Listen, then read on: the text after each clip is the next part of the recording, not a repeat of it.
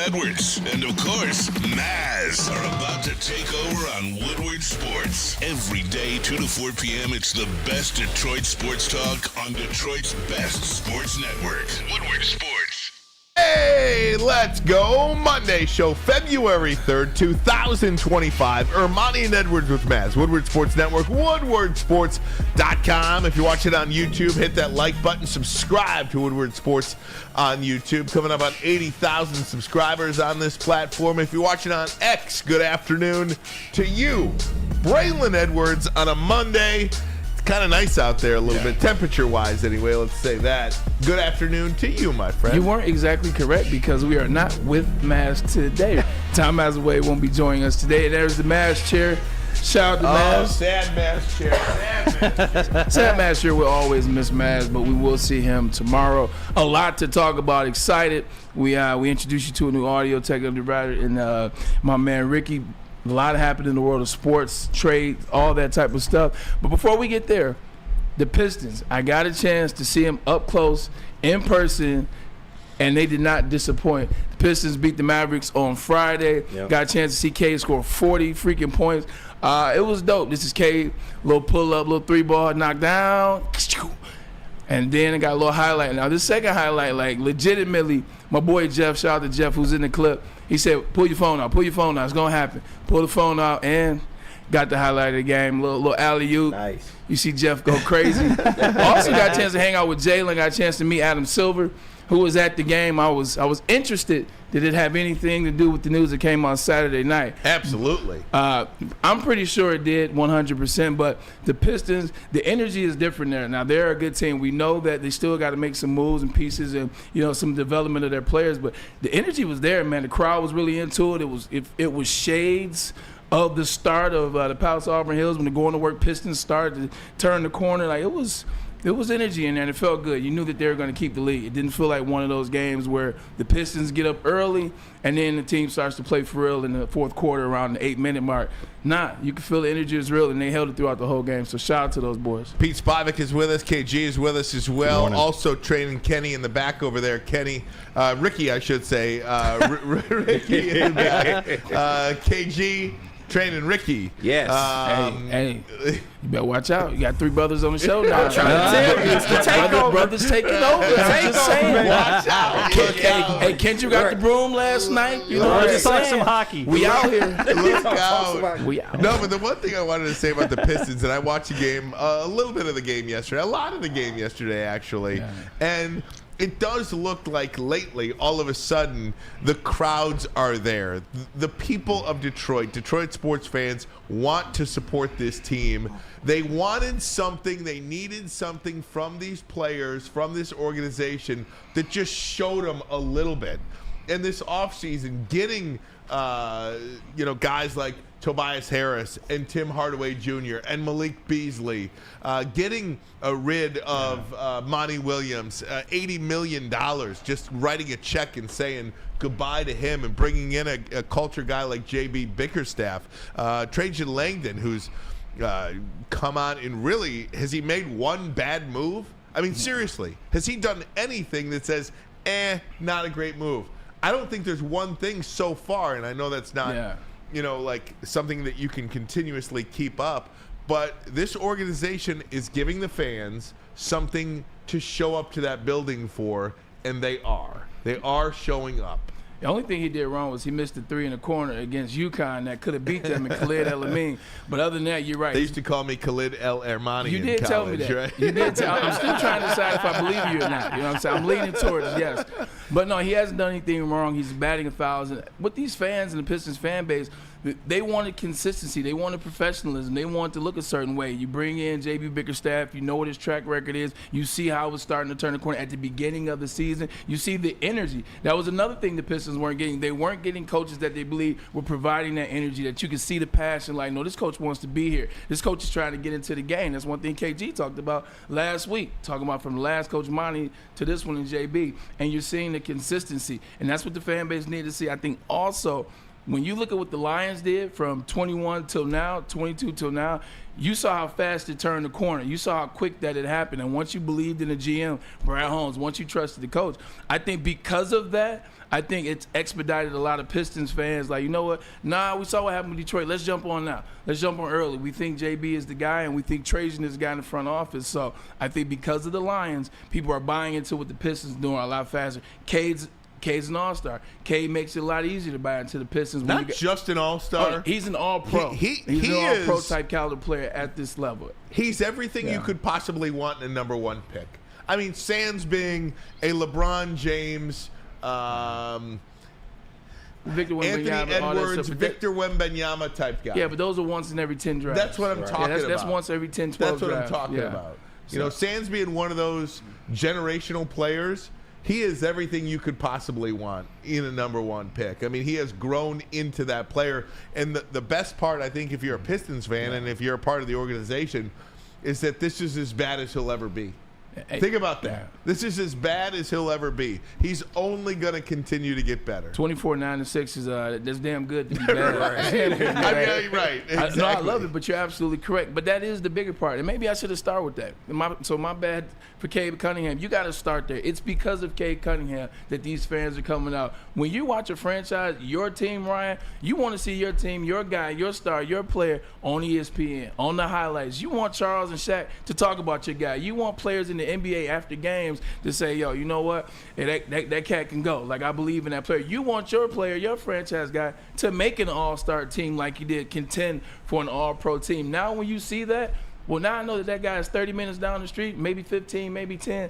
It's worth the ticket of what I'm going to pay to go see Cade Cunningham. And indirect, you get a chance to be a part of this Pistons team that they look like they care and they look like J.B. Bickerstaff has them going the right way. Shout out to Coach Jack because I saw my boy Jared Jack, and he told me, I told you guys I ran into him randomly. We had lunch, we had a sit down, and he told me what he believed about these young players and how J.B. and he and that staff were going to get them going in the right way. Okay, trade deadline this week, guys. And we saw the big one yesterday. Woo!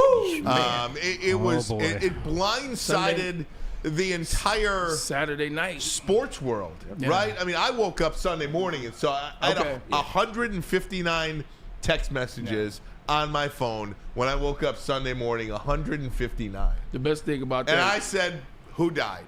I swear, it's the first. It was my first. Who died?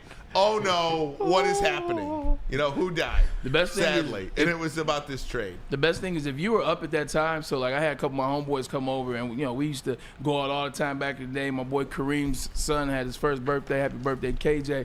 So the guys came over. They watched the fights. We went downstairs. We had some cigars, some stogies, reminiscing. We're talking old times. It's 10:45, and we're talking about, or whatever time it was. It was 12:30. It was like 12. Okay, 12:30. So this is after the fight. Yeah. The Benavidez fight went off. We're down there talking about the fight. We're talking. I'm on my third trip to the bathroom at 12:30. Welcome. And we sit down and we actually are talking about the game. We're just talking about what needs to happen. Is it time for Brian to hang it up in random conversation? And it popped in, and we're like, yo, did you just get that? Did you just see it? Like, so we're all thinking it's fake. Making sure it's not the New York porch. Adam Schefter. Well, that was the joke I was going to make, because I was the one guys who threw it into the chat, in the WhatsApp chat, and I wanted to make sure it was Shams Charania, not Shams Sardinia. And the funniest thing about it was all of those memes of the people that were up talking about the people that were asleep. They say it's a bunch of Dallas Maverick fans that are going to wake up looking like this. And I'm like, boy, that's crazy to your point. A lot of people were asleep when that news went off, and they woke up, and I had to be like, it's the biggest trade that I've ever seen in my life. It's an all-pro for an all-pro. This is an MVP for a defensive player of the year. At the time where they're both in their prime, I've never seen or heard a trade like that. The biggest news, like, wow. And in the hours after that trade, it is clear that anybody that knows, that is dialed into NBA circles, this is a direct effect of the Dallas Mavericks not wanting to pay Luka Doncic $350 million on a supermax. This really doesn't have anything to do with the Lakers, or LeBron James calling the shots and saying, I need AD out of here and I need Luka This is what I want. That is not the case. LeBron and AD didn't even know about it. Nothing to do with it. Yeah. Nothing to do with it. I think Dallas, did not want to extend Luka Doncic. I think there are bigger things going on behind the scenes than we know about. And B, I think Dallas realized that the Lakers are the only team they could do this with. They're the only team they can, get an all-star player back, keep it quiet, keep it quick, and the Lakers, they get their next superstar. So I have some insight. I won't say my source, and if you guess, the person I usually talk about, it's not him, but he's in the same circles. The biggest thing, and it's the Luka conversation with the owner. Like, this is a pull trigger from the owner. This is an owner that's worth $6 billion, and an owner that has told Luka through the team, you got to get your act together in terms. And everybody says that his father talking about being in shape, like, that's just a myth. That's not what it is. He's always ready. He's doing this, that, and the third. They always have Luka try to get in shape. He does not want to get in shape, does not want to participate in the plan that they set up, and then you know what happens? When he gets into the games, he gets injured. It's a continuing pattern that's been going on for the last 2 years. Luka doesn't want to work. Luka gets injured. Luka has to sit out. Luka misses games. They tell Luka what the deal is, and it's been going on and on and on. The problem is, for Luka and guys like that, these owners are now worth $6 billion. $8 billion, $9 billion. Look at Cohen with the with the Clippers. They don't have to deal with your BS. They don't have to wait and collect the dividends and merch off of your sales because they need you, because they're strapped for cash. These guys are worth, they're like, you know what, you don't want to do that?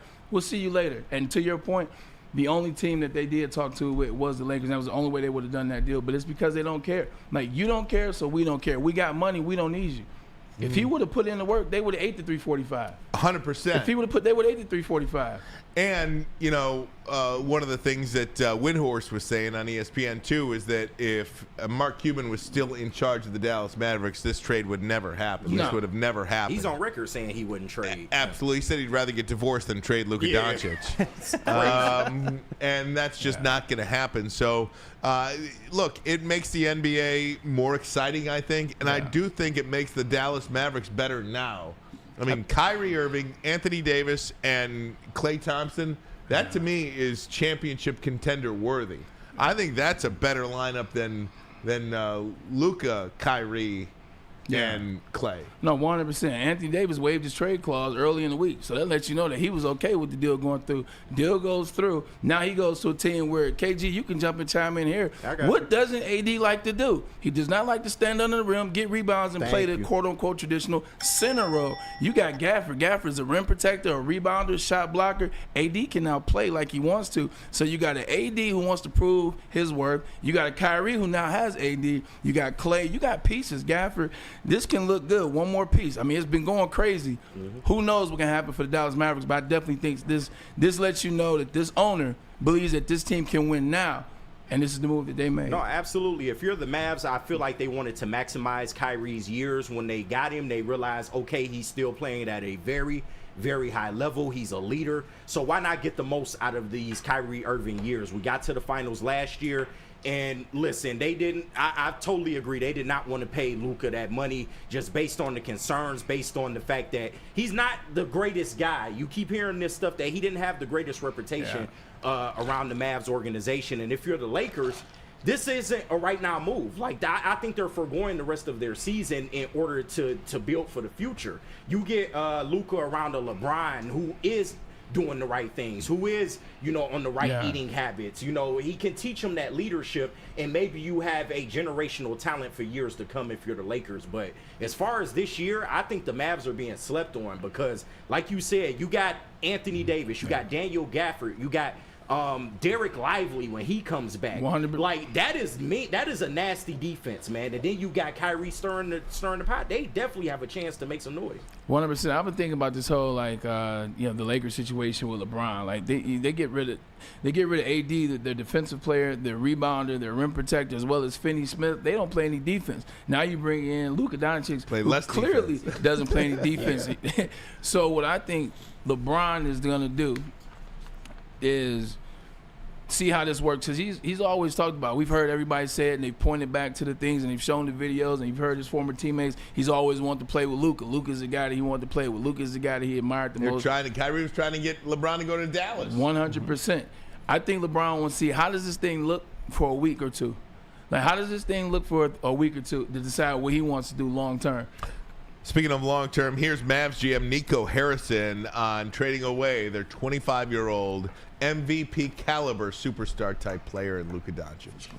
You mentioned you think this will work in the short term and the long term. Short term makes great sense. How do you see this working out well for the organization in the long term? Well, I think the long term is the time frame. I think he fits our time frame.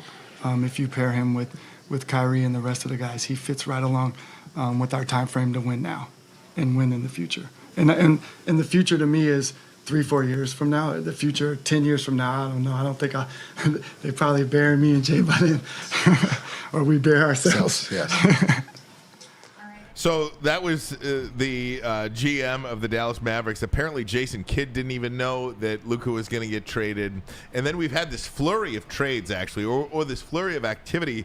I think one of the deals that is going really not talked about enough is De'Aaron Fox to the San Antonio Spurs. Now, that might not mean a lot for this year, but De'Aaron Fox and Victor Wembanyama, that is a pairing.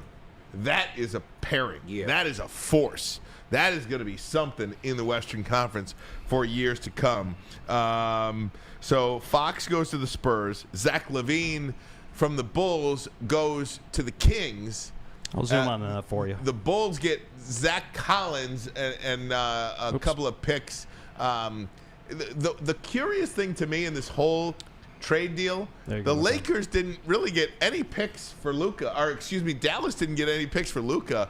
And look at what De'Aaron Fox acquired for the Kings. Yeah. 3 first-round picks, 3 second-round picks. Are you kidding me? That's what you get for Fox?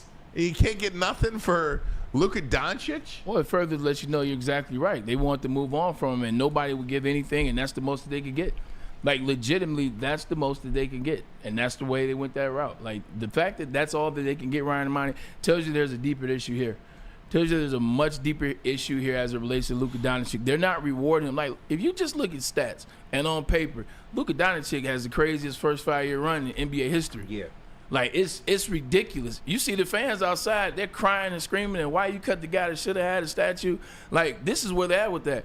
But what the Dallas Mavericks were not about to reward is a guy that does not play both sides of the ball, a guy that does not assume the leadership role that comes with making that type of money, playing like that, being All-Pro, being MVP. Leadership comes with that, and that's why KD struggled a lot. Like, leadership comes with that. So if I'm a franchise and I know I still have a shot and I got tons of money, I can make this thing happen fast, I am not going to reward you for playing 50%, and that means on and off the court. Like, you got to do what you're supposed to do when you can get that bag. Yeah, if you're the Mavs, why would you want to lock yourself into a Zion situation or a Joel Embiid type situation? If he's like that now, that doesn't get better. He's 25. All he's going to do, he's going to keep getting better as an individual talent. Yep. His numbers are keep going to have him All-Pro, not All-Pro, I'm thinking different sport, NBA first team, NBA second team, NBA third team. That bag keeps going up. And he keeps acting like that, you know now. So one more piece of trade deadline news. And again, the trade deadline is this Thursday at 6 o'clock. At 3 o'clock. We'll be on the air when the trade deadline happens on Thursday, 3 p.m. What will the Detroit Pistons do? Will they sell? Will they buy? Will they stand pat? Jimmy Butler, probably the guy that is the biggest name available right now on the trade deadline, just kind of up for grabs right now, apparently has communicated to the Warriors, this is from Brian Windhorst, that he is unwilling to sign an extension to play for Golden State. And the trade that was going to send him to Golden State is off the table. So Jimmy Butler, apparently there was a deal to have him go to Golden State. He will not sign an extension, so that trade is now off the table. He's probably the biggest piece of the puzzle out there for some championship-type team, outside of perhaps Malik Beasley, outside of maybe a Tim Hardaway that could add to somebody's championship run here.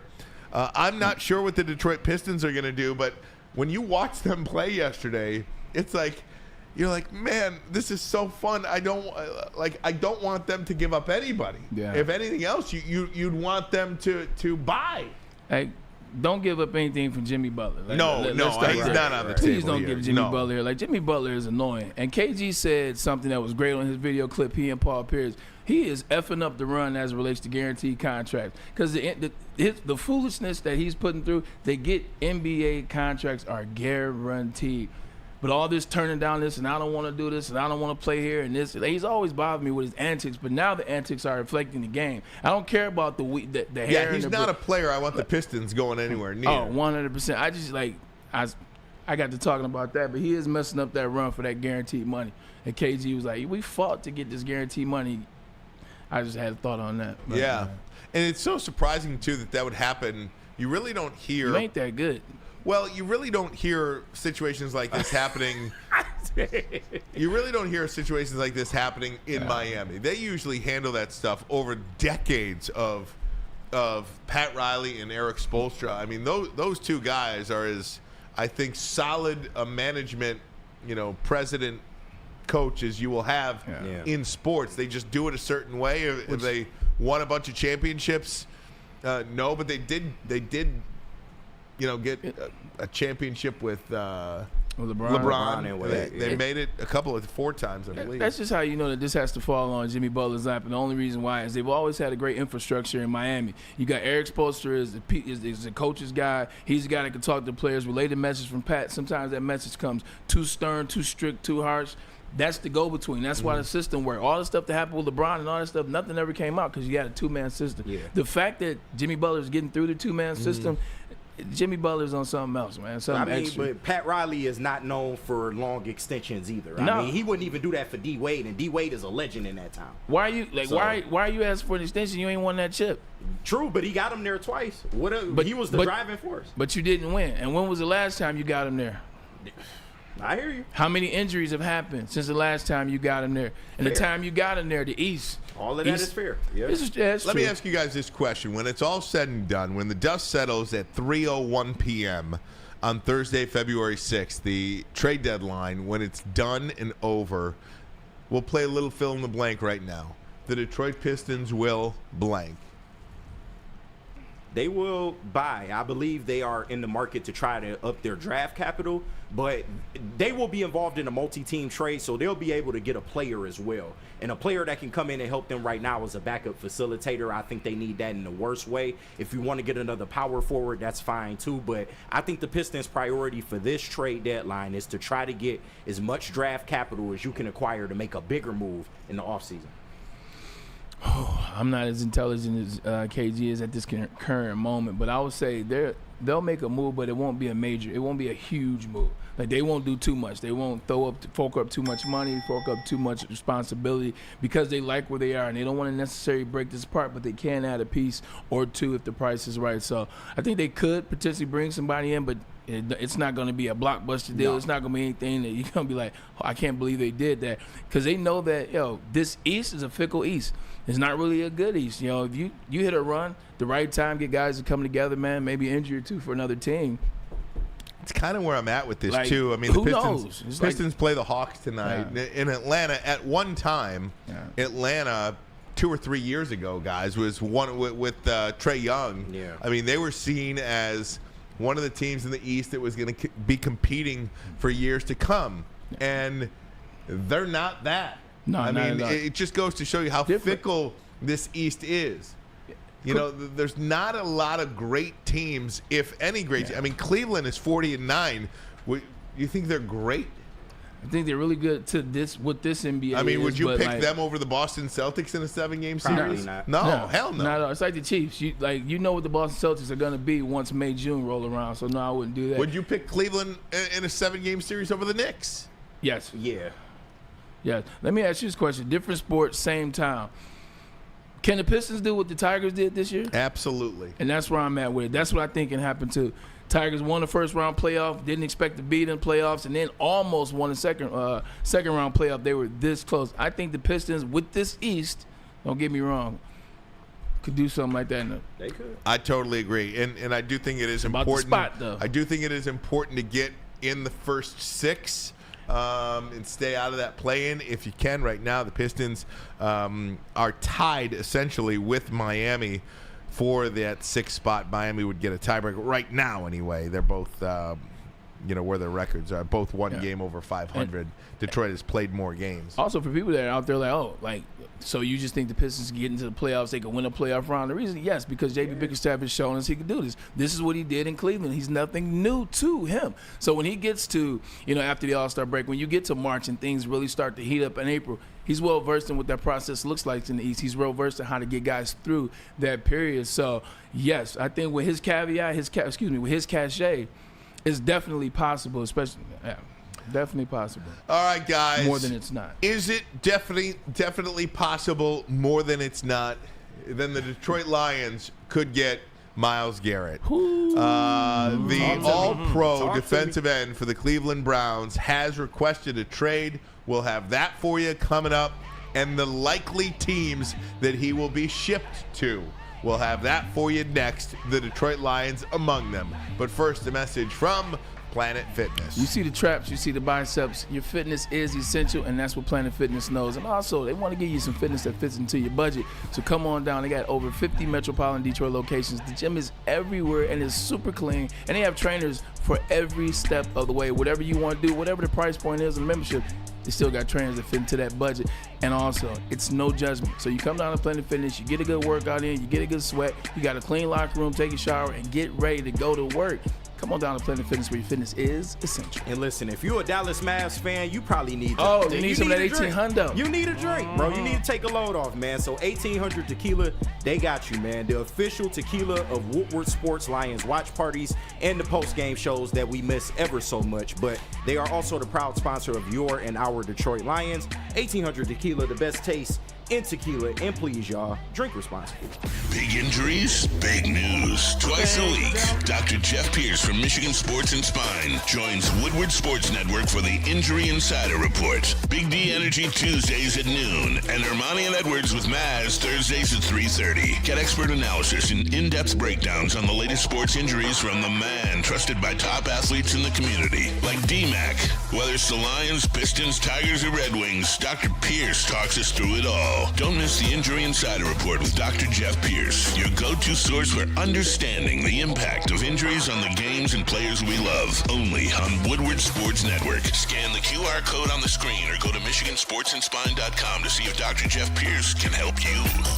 Stop searching for a vehicle and start finding one. Les Stanford Chevrolet Cadillac makes it easy. We harness the power of multiple dealerships and own the biggest selection of GM brands in the area to get you the car you need. With the Les Stanford Group, you'll have access to 4 different dealerships, providing you with more makes, more models, and more choices. We're connected to more than 1,000 vehicles. And with so many high-quality CPO vehicles available, you'll find new car quality at pre-owned prices. You can start and end your search at lesstanford.com today.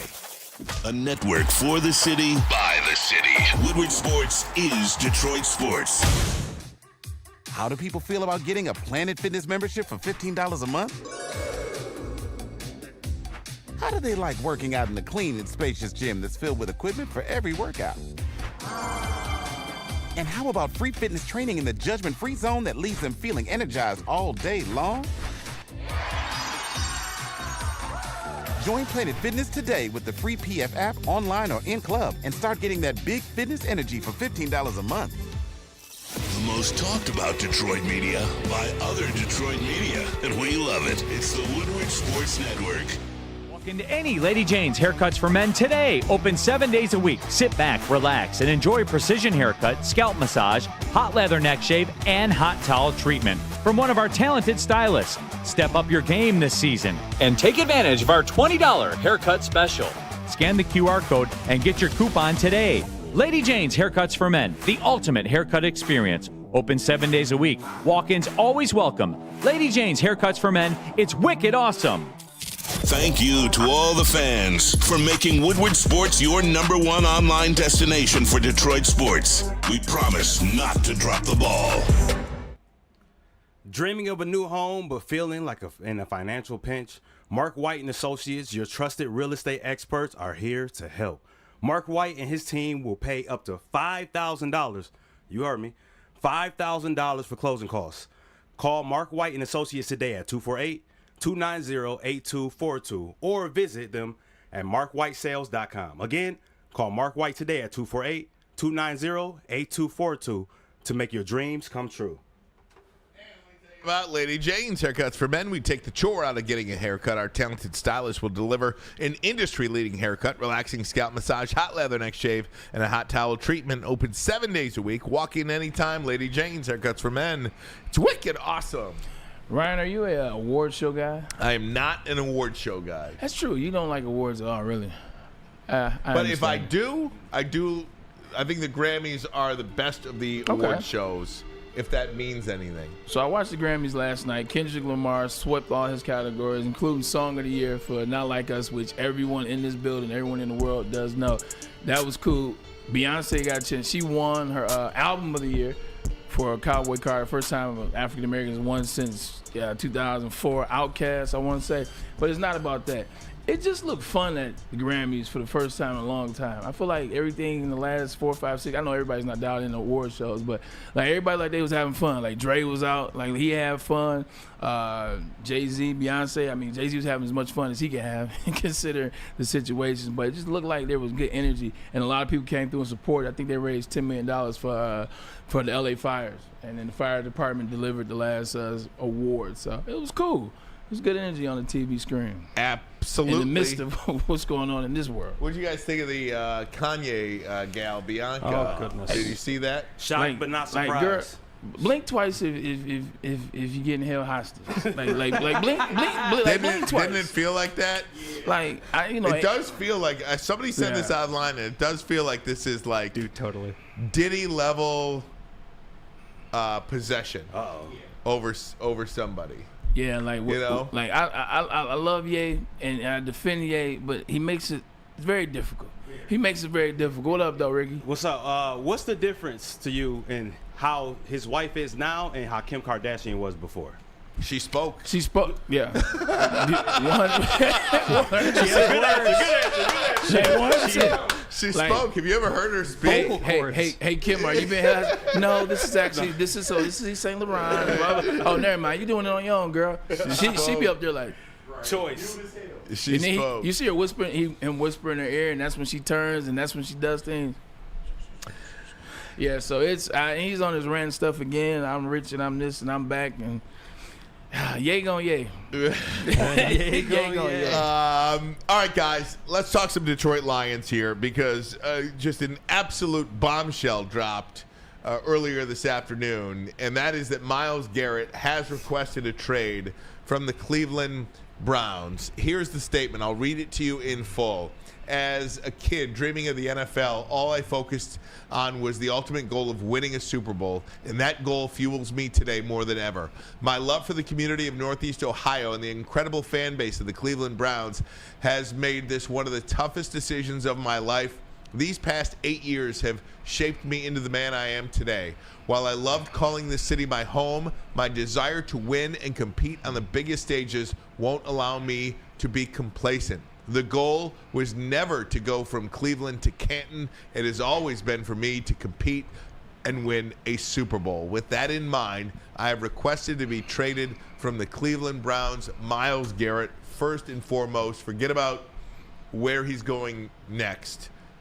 For a 29-year-old in his prime, all-pro, MVP, gold jacket type player, to say that is what? Impeccable. Awesome. It was awesome. Like, it was well written. Whoever wrote it, if he wrote it himself, congratulations. Like you crafted some brilliance. He basically talked about, I want to win in so many words. Like, I care about the community. I care about what winning does to Northeast Ohio. I've been there. Like, I've been to that community, similar to Detroit, in a way. Like, gave a lot to that community. You want to win, but for whatever reason, that organization will continue to stand in their own way. They had something going on when they drafted Baker Mayfield. Now, I'm not saying they should have kept Baker Mayfield and OBJ, but they had something then with Myles Garrett. But then they get rid of Baker Mayfield, and then they commit one of the worst, in fact, the worst deals in the history of the NFL, in the history of sports, with the Deshaun Watson contract, getting in their own way again. It's nothing that you can do when you're handicapped to a guy that can no longer play the position that you need to win a championship. I've been there. Like, Cleveland is a place where you feel no hope, like you feel miserable, like being in that city. You just know at some point Cleveland is going to Cleveland. They call it a mistake by the lake for a reason. After Myles Garrett got into the space with Mason Rudolph, he changed and became a different player. He became a player that was focused on winning. He became a player that was focused on doing things the right way. Every year you cannot take away how great he's played. But he looked at Joe Thomas. Joe Thomas did the same things that Myles Garrett has done in Cleveland.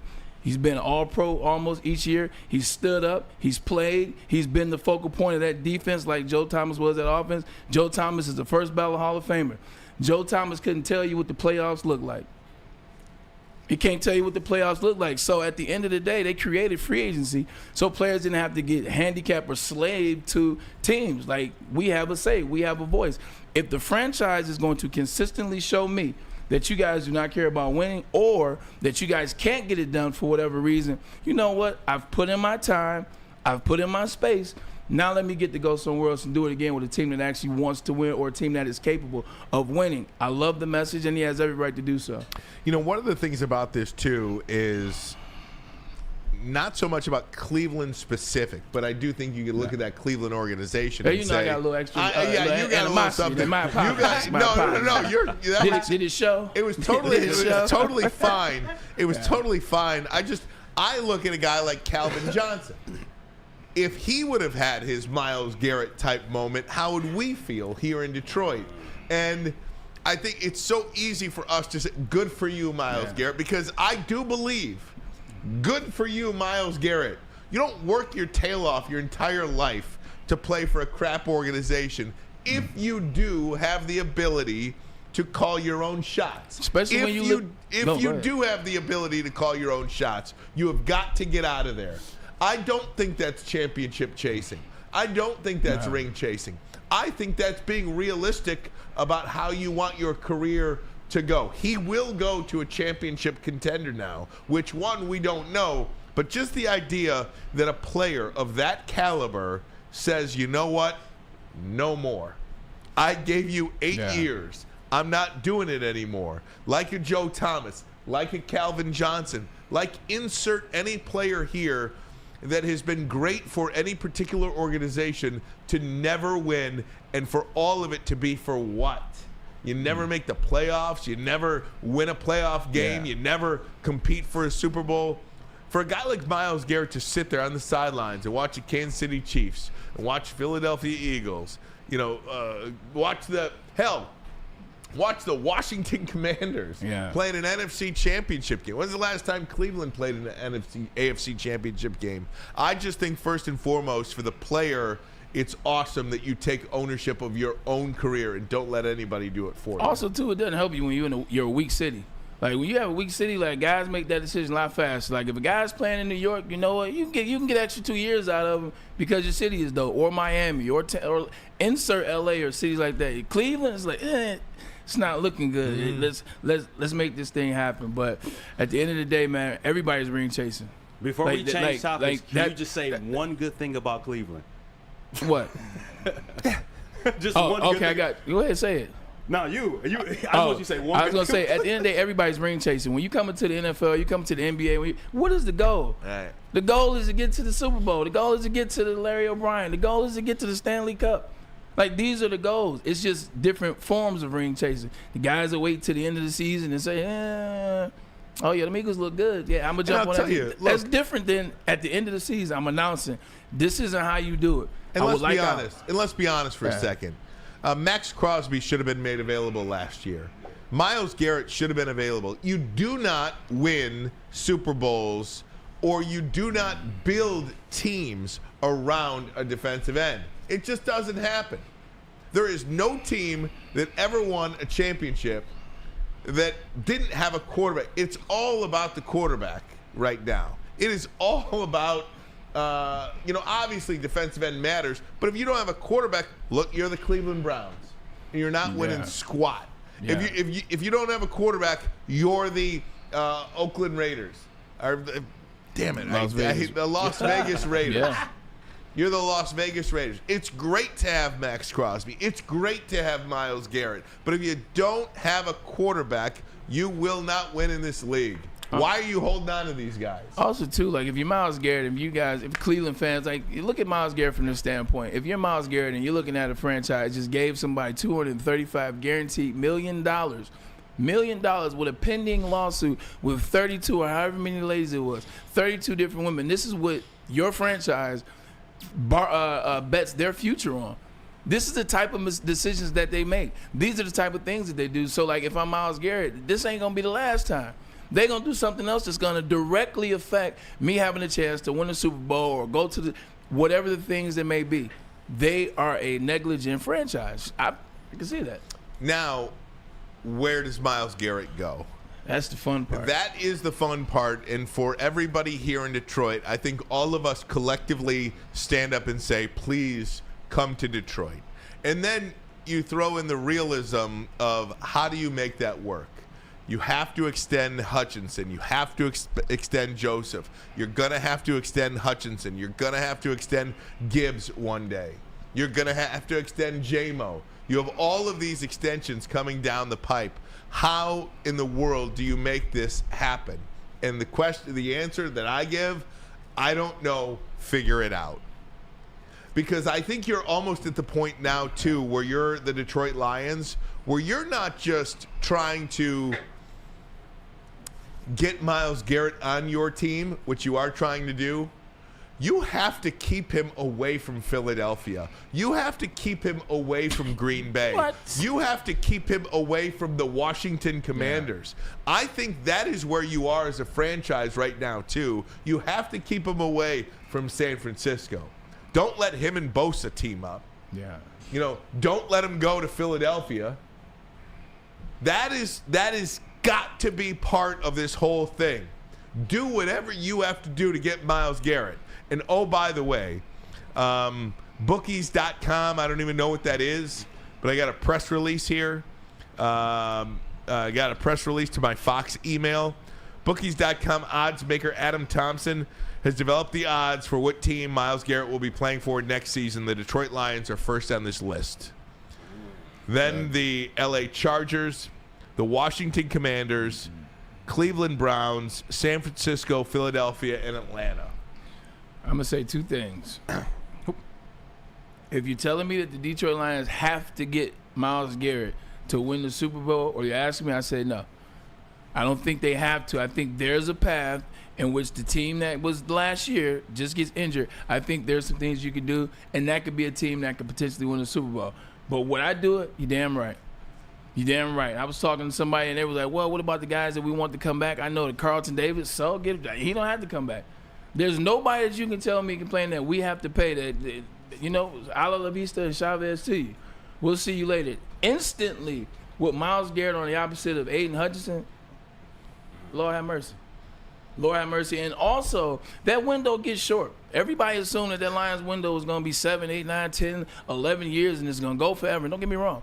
I believe this run will last, 5 or 7 years, and we'll figure it out from there. But you watch this season, how it played out with injuries. The end of the season, coaches leaving, abundant coaches are leaving. Now it's going to look completely different next season. Now you're getting a little bit worried. That window can close a lot faster than you think. Myles Garrett is available. You figure out a way, like you said, Ryan, to make this happen. Like, I'm not saying they can't win if they don't get him. But if I'm the Detroit Lions, I'm making sure I do get him so that I know that we do win. Or we keep him away, like you said, from everybody else that's a contender. Here you go, Ryan. There you go, bookies.com. There it is right there. Myles Garrett 2025 odds. And again, the Detroit Lions are on that list.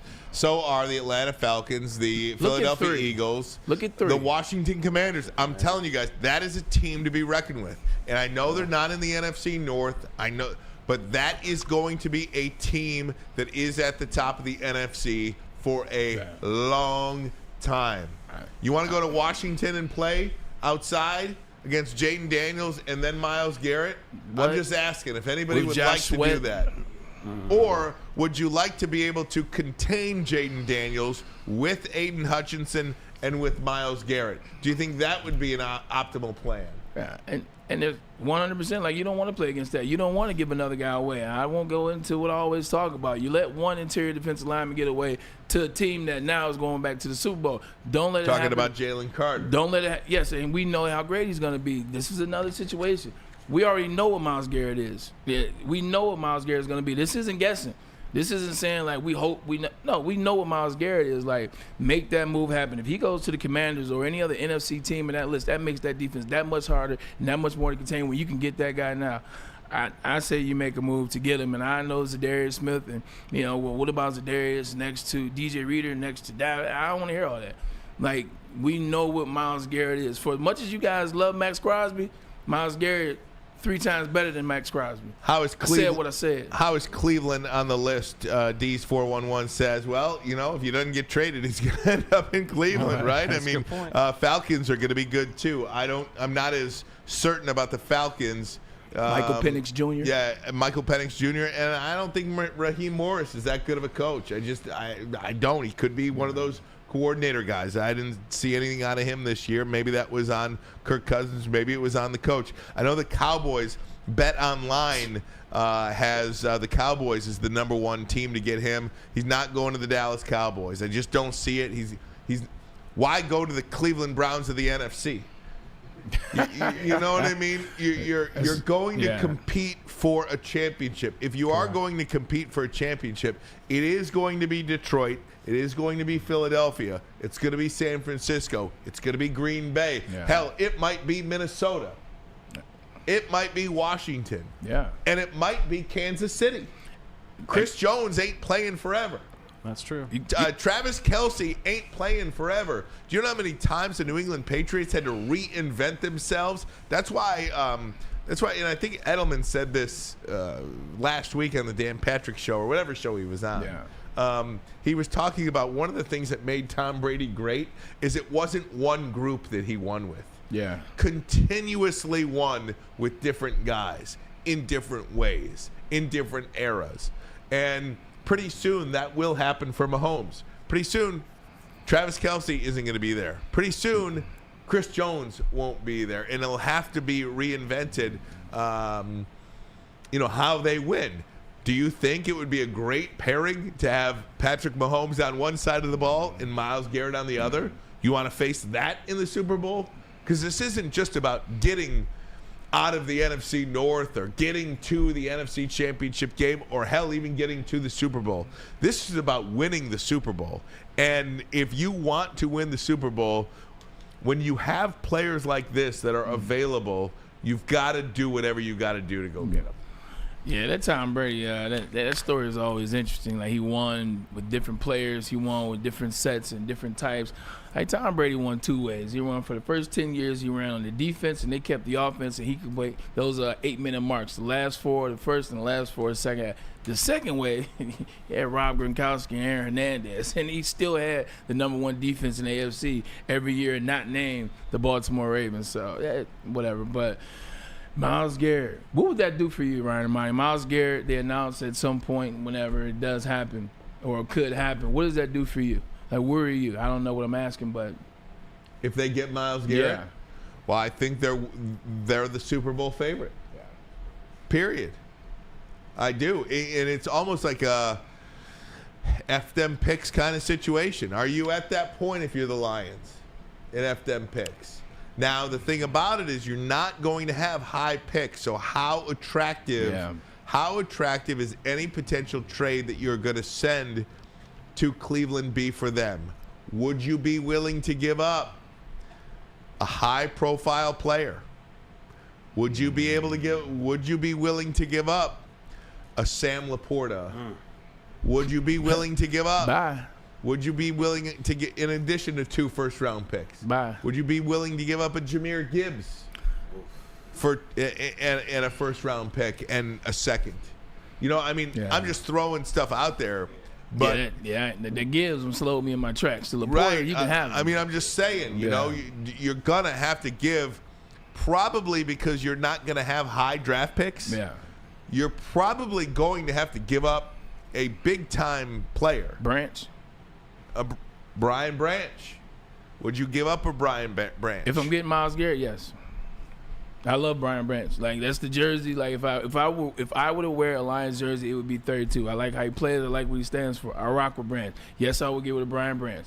Because with Myles Garrett on the opposite side of Aiden Hutchinson does with Aleem McNeil in the middle, it makes it that much easier. I don't need two great safeties if I got two great defensive ends. I just don't. Like, shoot, I'm almost to the point you can have Kirby if I'm getting Myles Garrett, realistically. Myles Garrett is that good. There's no getting around that. You can have Kirby or you can have Brian Branch. Like, we're talking about a guy that changes the complexity of the game. Hell, if you didn't have Zadarius Smith and you would have had Myles Garrett this year, Lions would be in the NFC Championship. And again, just simple as that. With how that team was, you tell me right now, KG, Myles Garrett's on that defensive line against the Commanders. Are we in the NFC Championship? Hell yeah. I did consider this. Ken Brown, our good friend from WJR, says J-Mo for Garrett. Would you throw J-Mo in there? And I think we all probably would, right? Yes. Or no, KG, you're not. I love J-Mo. I love that offense. You can figure it out. See, J-Mo is different because of how he can turn a game at the flip of a hat. True. So I don't know if I'd be willing to part out of J-Mo, but other considerations can be made. Like you said, Sam Laporta, I consider that. Yes. Absolutely, I consider that. But, I mean, if you're going to be picking 27, 28, 29 for the next, hopefully, maybe even 29, 30, 31, 32. Yeah. You know, if you're going to be picking at that late in the first round for the next, hopefully, 3, 4, even 5 years, you're going to have to add something to sweeten that deal. Or I just give them a boatload of draft capital, like multiple firsts, multiple give me your whole draft, like the New fourth. Orleans Saints did with Ricky Williams. Oh, you're right, right. Yeah. That would be nice, point. but you're in a position now to where your core is already kind of set up. And so, Hendon Hooker. Yeah, that also. But I think the Rams, my bad. I think the Rams proved that you can survive if them picks. Because if you look at how they did it, they gave up a ton of draft picks, but they were still able to go and with a GM and a good coach, go get good players, and they're still in the playoff mix. Right here today, they were supposed to be in the gutter. Like, to your point, they literally win the Super Bowl with the F them picks. The next year they had some injuries. They didn't make it.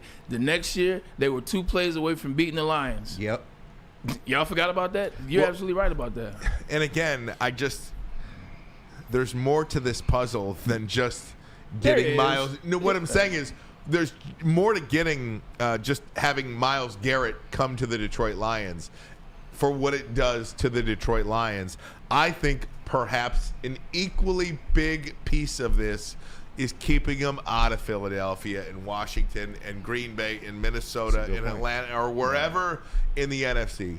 If he went to an AFC team, I wouldn't like it, be fine. But if he goes to an NFC team, your last 2 years, this year's loss to Washington and last year's loss to San Francisco, I'm not saying like you, Braylon. I'm not saying they can't win the Super Bowl or they can't win the NFC without Myles Garrett. That's not what I'm saying. Yeah, agreed. But it is a much taller task to put Myles Garrett on a team you're competing against in January. You get Myles Garrett, I close my eyes until next December. Until next February, which essentially would be the NFC Championship game, though. But I was thinking, it's funny because when you say Eagles, I'm instantly like, man, if Eagles, they already pay so many people. Like the Eagles wouldn't even be able to get it. Well, Darius Slade be going next year, and so will Brandon Graham. Ooh. Like the Eagles will figure out ways to free up some cash, and just like us, you know what? Yeah, so we like Cooper DeJean, but you can have him. Yeah. Howie Roseman is an aggressive GM. And he's been doing. They might even trade AJ Brown. Yeah, so they'll find a way. So keep away is a real thing. Like keep away is a real thing. You look at what the Rams did. Keep away Odell Beckham. We don't want I don't want y'all to get Beckham. And Odell Beckham, say what you want to say about him. He helped that Rams team win that Super Bowl. He doesn't get injured. He might be Super Bowl MVP. Keep away. Gritville USA says, no way I want to weaken the offense. Keep J-Mo and Gibbs, 2 of the fastest players in the league at all costs. Dale says Hooker has trade value. I'm salty. I'm not giving up Gibbs or J-Mo or Branch or Kirby. You might have to give up something, Salty. And SR 7187, $2. Thanks in the super chat. We appreciate it again. Super chat, we appreciate you. Chubb injured. Monty a 1 and a 2. Done deal. I'm not sure. I love David Montgomery, but that's not the back that anybody's going to want. No. The back that everybody would fresh want off the is Jahmyr MCL Gibbs. tear. No. Yeah, no, 100%. I mean, and it's fun to talk about what you would and give up. I know, and I understand. You love Brian Branch, you love Kirby Joseph, you love the 1-2. You love that you have some homegrown Detroit talent that is elite. I appreciate it. As a person here from Detroit, born and raised, I appreciate the fact that you got your guys that were drafted here. They're Detroit Lions guy. With that being said, Myles Garrett, if he was on that defense instead of Brian Branch or Kirby Joseph, Lions win that game and they go to the NFC Championship. That is the magnitude of what Myles Garrett is. So I get it on offense because the offense is elite. The offense is what got us there. But you bugging if you're talking about those safeties. All right, guys, we're going to take a break. When we come back, Super Bowl is this Sunday. How do you feel about it? Now, I do have a declaration. I do have a decision on who I'm going to be throwing my lot in with. Tell you about that next. But first, a message from Les Stanford Chevrolet Cadillac Buick GMC. You need a new car? We've got you covered. Les Stanford Buick GMC. Les Stanford Chevrolet Cadillac Buick GMC. That's right. But if you're looking for new car, get a 2025 Hummer EV SUV, 24 months, $699 a month, $1999 down. How about a 2025 GMC Sierra 1500 Crew Cab, 24 months with $359 per month, sign and drive, no down payment required. GM discount required for both. Get to Les Stanford today. Click on that website, lesstanford.com, lesstanford.com to find the inventory and together find the road. Let's drive. And you can, attention sports fans, don't miss out on our expert sports injury insights with Dr. Jeff Pierce of Michigan Sports and Spine. Join Dr. Pierce every Tuesday during Big D Energy and Thursdays during our show, Ermanni and Edwards with Maz, where he offers up top-notch injury advice. Trust the guy that D-Mac trusts. Dr. Jeff Pierce is here to keep you in the game and performing at your best. For more information, you can visit MichiganSportandSpine.com or call 248-426-9944. No one gives away more cash and prizes than Woodward Sports. You don't believe us? Here's our latest $10,000 winner. You know, you guys posted, hey, if you guess all this stuff right, you know, we'll give it's $10,000. I'm like, okay, well, why the hell not? And the winning doesn't stop there. How about our Outkick Your Coverage winner?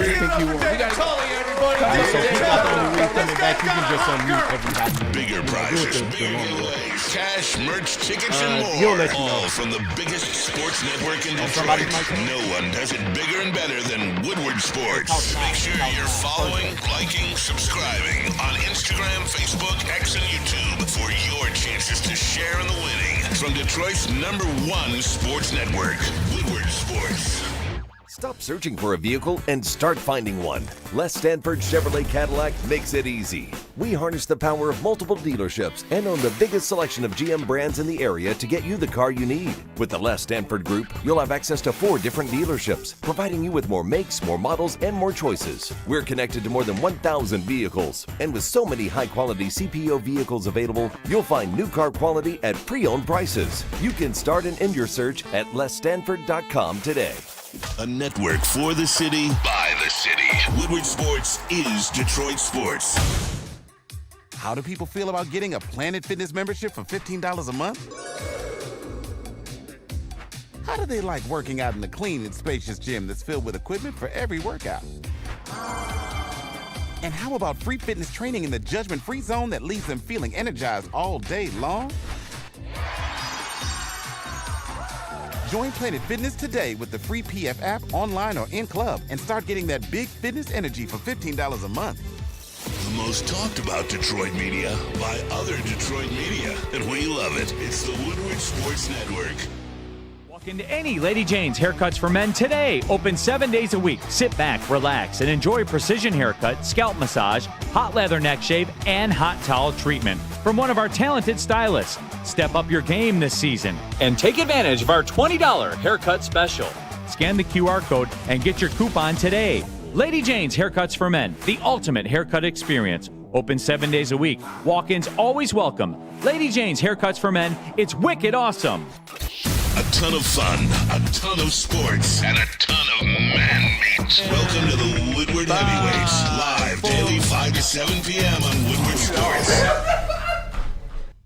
Everybody, do it right now. Head to shop.woodwardsports.com. Load up on the greatest and the latest Detroit sports merch out there. We got your Tigers gear, Tigers pitchers and catchers. They report later on this month, so we got some brand new Tigers gear for you as well. We got the Pistons and the Red Wings. We can't forget about our favorite team, the Lions. Head to shop.woodwardsports.com right now. Get yourself something nice and maybe get somebody else something nice as a gift. Shop.woodwardsports.com. Valentine's Day is coming up. Don't forget. Welcome hour number 2 of the program. Ryan Ermanni, Braylon Edwards, Tom Asway out today. We got KG sitting in his spot, getting hooked up. We've got Ricky's going to be part of the show. KG's transitioning out of our show. Oh, how you gonna identify? Right? For other responsibilities at here at the network. Yeah, I'm not passing away, Ryan. I'll say the joke for later. Pete Spivak with us as well. Just to continue on with this Myles Garrett situation for a minute, if the Detroit Lions won the Super Bowl last year, got to the Super Bowl last year, or were playing there this week, I don't think this would be as necessary and as urgent as I think this is for them. Because if you go another season, let's say, with being so close to a Super Bowl and not sniffing it, you are the Baltimore Ravens. Mm-hmm. And what do we say about the Baltimore Ravens? We don't appreciate how good they are. We don't appreciate how close they are. We don't appreciate Lamar Jackson and how great he is. We don't appreciate John Harbaugh and his years and years of being a really formidable opponent or formidable leader. Yeah, because they're going to fall apart. In the league, you call them choke artists, or you say they can't win the big one, or you say, well, that's an underachieving team. That's who you become if you let this thing go one more year. And you do not want that. You do not want to be that team right now. You're not the darling anymore. You are there is a shine that has been taken off of you a great deal by going 15-2 this year and not winning a playoff game. That is an incredible shine that has been just slapped off of your face. And I think you don't have the luxury to not go all in and get this player. If you won the Super Bowl, you wouldn't have to do it, but you do have to do it now. Yeah, I agree. The whiz kid is gone. The elephant in the room, the whiz kid is gone, and that's Ben Johnson. Ben Johnson's no longer here. That offense is, and I'm not going to say they're not going to do good under Johnny Morton. Let me not say that.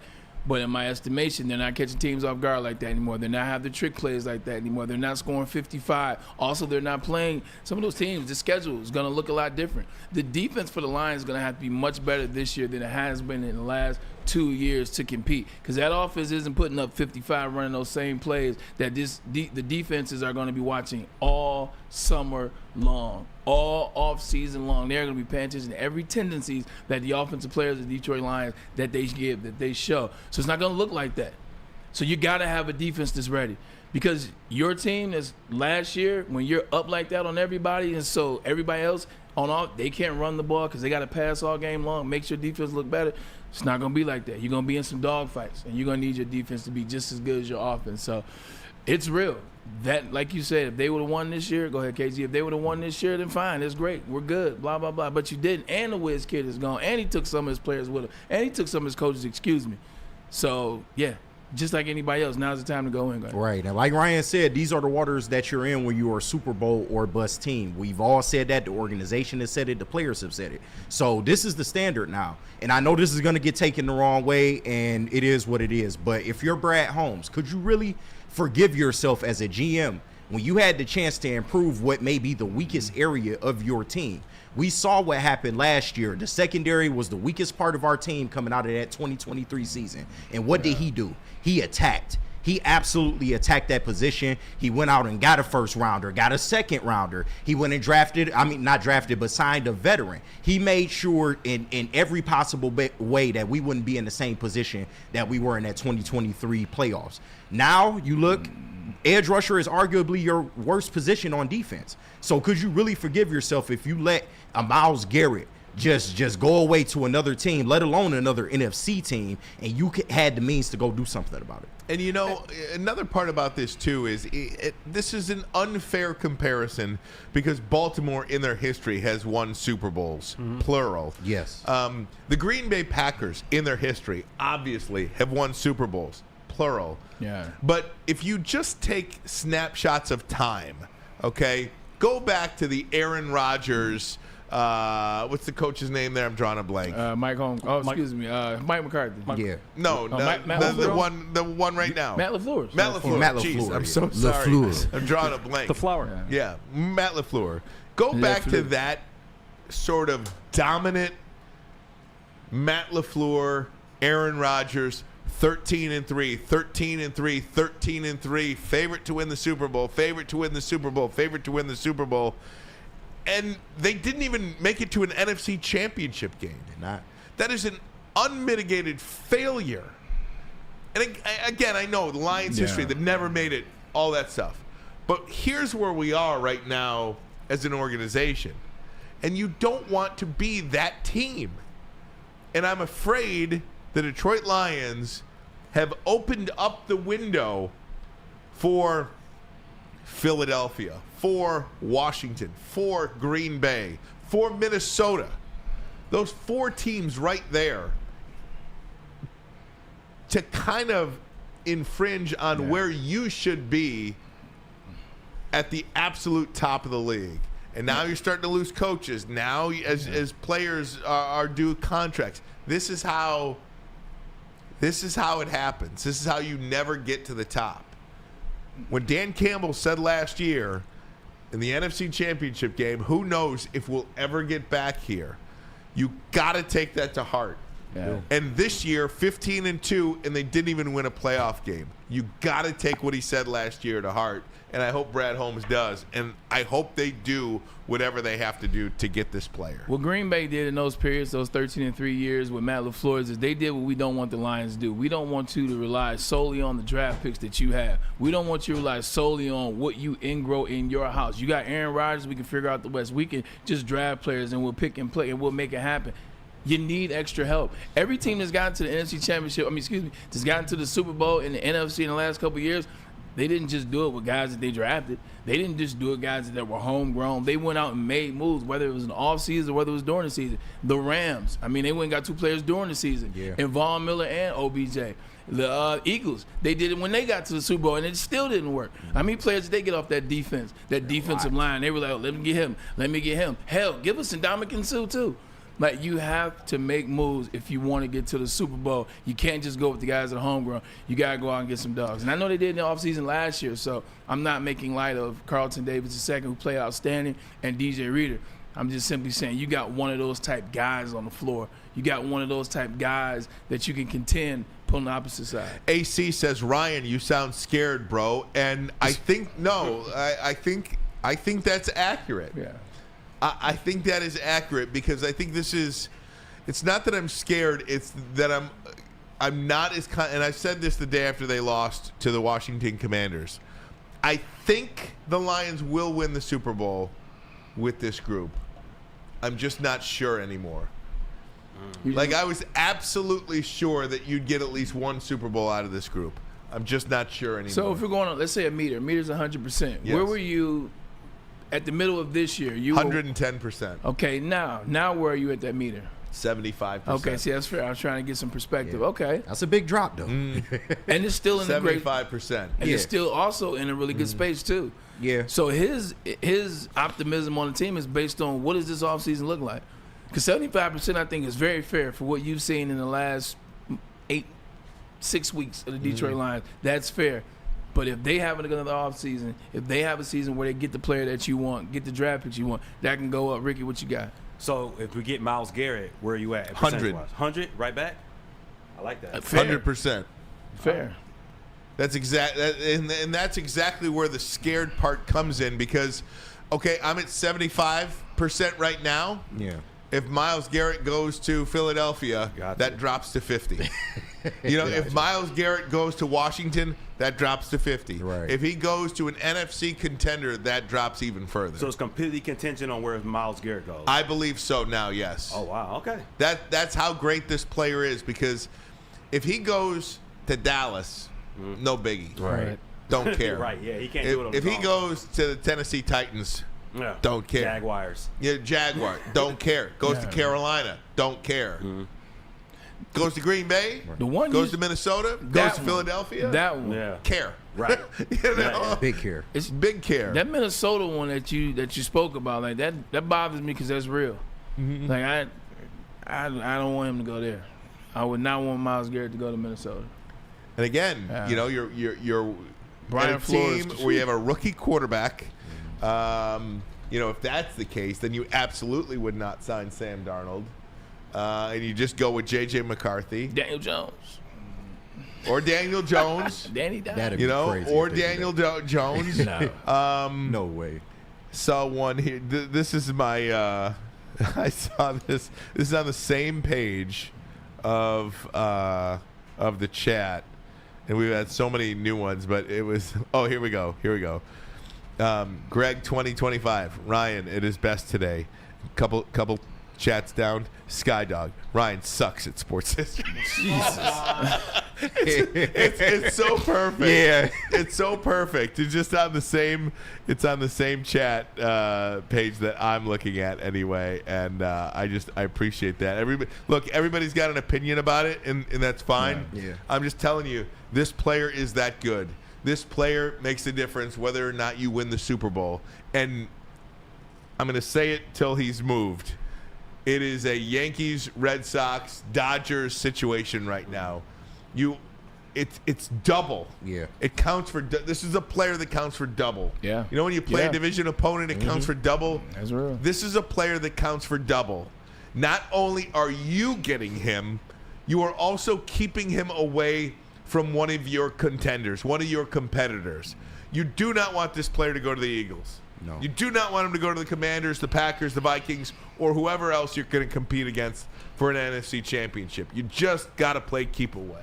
Realistically, man, I know there are different circumstances involving how they got to that position, but Myles Garrett coming to the Lions essentially is what Saquon Barkley provided for the Eagles this year. Boom. That's a great analogy, Braylon Edwards. Like 100%. Like we knew what Saquon Barkley was before he got there. We knew what the Eagles needed before he even got there, and how we would never know how they let it happen. But Saquon Barkley goes there. Jalen Hurts doesn't have to be the Jalen Hurts from 2 Super Bowls ago.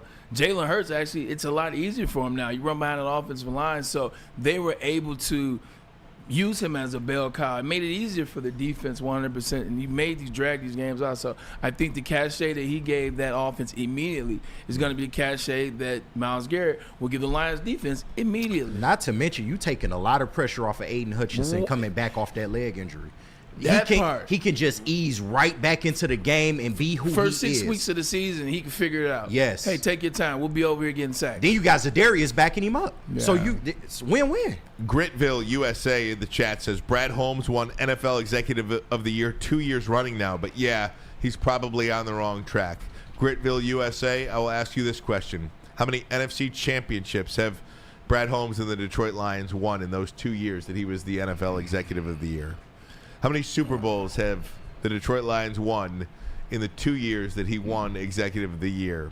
Jared Goff won Pro Bowl MVP yesterday. Does that matter? That's right. I don't care about awards. No I parades don't. Jahmyr Gibbs was NFC Offensive Player of the Month a couple of times this year. Did that mean anything to you? Brian Branch, Kirby Joseph won NFL Defensive Player of the Year of the Week award a couple of times. I mean, it doesn't mean squat. No. It doesn't mean diddly poo, these awards. Like, this is what bothers me about the Lions fans. And yes, I'm one of them, but the ones that I'm talking about, you cannot criticize the Lions. Even if you see something wrong, you can't say anything. No one's saying Brad Holmes is a bad GM. We're just simply saying there's a move on the table that we know will take the Lions to a whole nother level. Like, just like when we see players doing certain things, like, hey, Kirby got cooked on that. Oh, Kirby's great. Don't talk about Kirby Joseph. Like, how dare you talk about Kirby Joseph? Jared Goff those 5 interceptions. Well, you know what? Like it's okay. Like, Shout a out coach State. is going to make bad decisions. Doesn't take my love away from Dan Campbell. Front office guys, sometimes they're not going to get it right. I can point out a couple that Brad Holmes outside of that one, but for the most part, he's gotten it right. He's a hell of a executive guy. He's a hell of a front office guy, to exactly what you said. It's okay to point out the criticism in the spaces that we see that are true. That are true. Relax.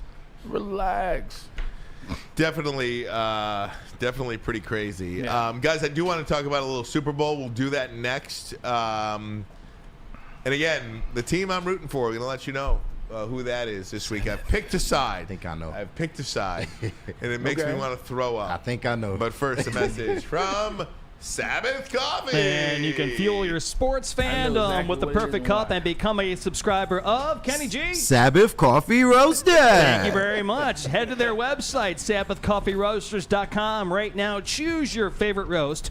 Use the code word Woodward, and you'll get 25% off your first subscription order. Awake and unwind, support local, and enjoy game day right with Sabbath Coffee Roasters. We'll be right back. Big injuries, big news. Twice a week, Dr. Jeff Pierce from Michigan Sports and Spine joins Woodward Sports Network for the Injury Insider Report. Big D Energy Tuesdays at noon, and Ermanni and Edwards with Maz Thursdays at 3:30. Get expert analysis and in-depth breakdowns on the latest sports injuries from the man trusted by top athletes in the community, like D-Mac. Whether it's the Lions, Pistons, Tigers, or Red Wings, Dr. Pierce talks us through it all. Don't miss the Injury Insider Report with Dr. Jeff Pierce, your go-to source for understanding the impact of injuries on the games and players we love. Only on Woodward Sports Network. Scan the QR code on the screen or go to MichiganSportsandSpine.com to see if Dr. Jeff Pierce can help you. Stop searching for a vehicle and start finding one. Les Stanford Chevrolet Cadillac makes it easy. We harness the power of multiple dealerships and own the biggest selection of GM brands in the area to get you the car you need. With the Les Stanford Group, you'll have access to 4 different dealerships, providing you with more makes, more models, and more choices. We're connected to more than 1,000 vehicles, and with so many high-quality CPO vehicles available, you'll find new car quality at pre-owned prices. You can start and end your search at lesstanford.com today. A network for the city, by the city. Woodward Sports is Detroit Sports. How do people feel about getting a Planet Fitness membership for $15 a month? How do they like working out in a clean and spacious gym that's filled with equipment for every workout? And how about free fitness training in the judgment-free zone that leaves them feeling energized all day long?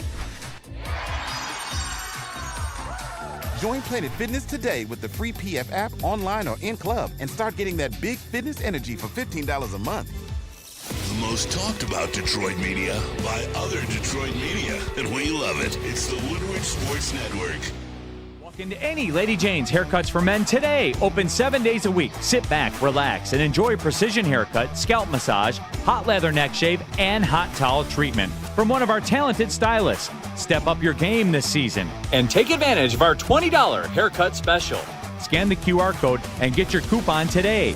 Lady Jane's Haircuts for Men, the ultimate haircut experience. Open 7 days a week. Walk-ins always welcome. Lady Jane's Haircuts for Men. It's wicked awesome. Head to WoodwardSports.com and click on Shop. Get the latest in Detroit sports apparel and exclusive Woodward Sports gear. WoodwardSports.com can get the whole team outfitted. Love the Pistons, Red Wings, and Tigers? We got something for you, too. Shop online at WoodwardSports.com. It's Soroki Signature Wings for a limited time only. Use some Sorokis right now. At that, yeah, real talk, we could. Crispy chicken, got the lemon pepper wings, signature that is. They got the pizza, they got the honey biscuits. I'm starting to talk myself into Sorokis. This is the real fans' favorite. Super Bowl weekend is coming up. Sorokis is a great pick, man. I'm telling you, probably, now Daddy killed me, but Sorokis were the real fans' favorite. Hey, welcome back, Woodward Sports Network. I want to thank everybody tuning in on YouTube and, of course, on X. This is a tough Super Bowl for me because I cannot think of a time, and I tweeted this after the NFC Championship Sunday, and I truly mean this. Yeah. I have very little interest in this game. Like, my feeling towards this Super Bowl, and it might change as we get closer to it, like on Sunday, not before Sunday, but I cannot think of a time where I've been as less interested in a Super Bowl matchup than I am this one. I don't know what it is. I mean, I think the story with Patrick Mahomes going for 3 in a row and the Kansas City Chiefs doing something that no team has ever done before, I think that's a good story. I do.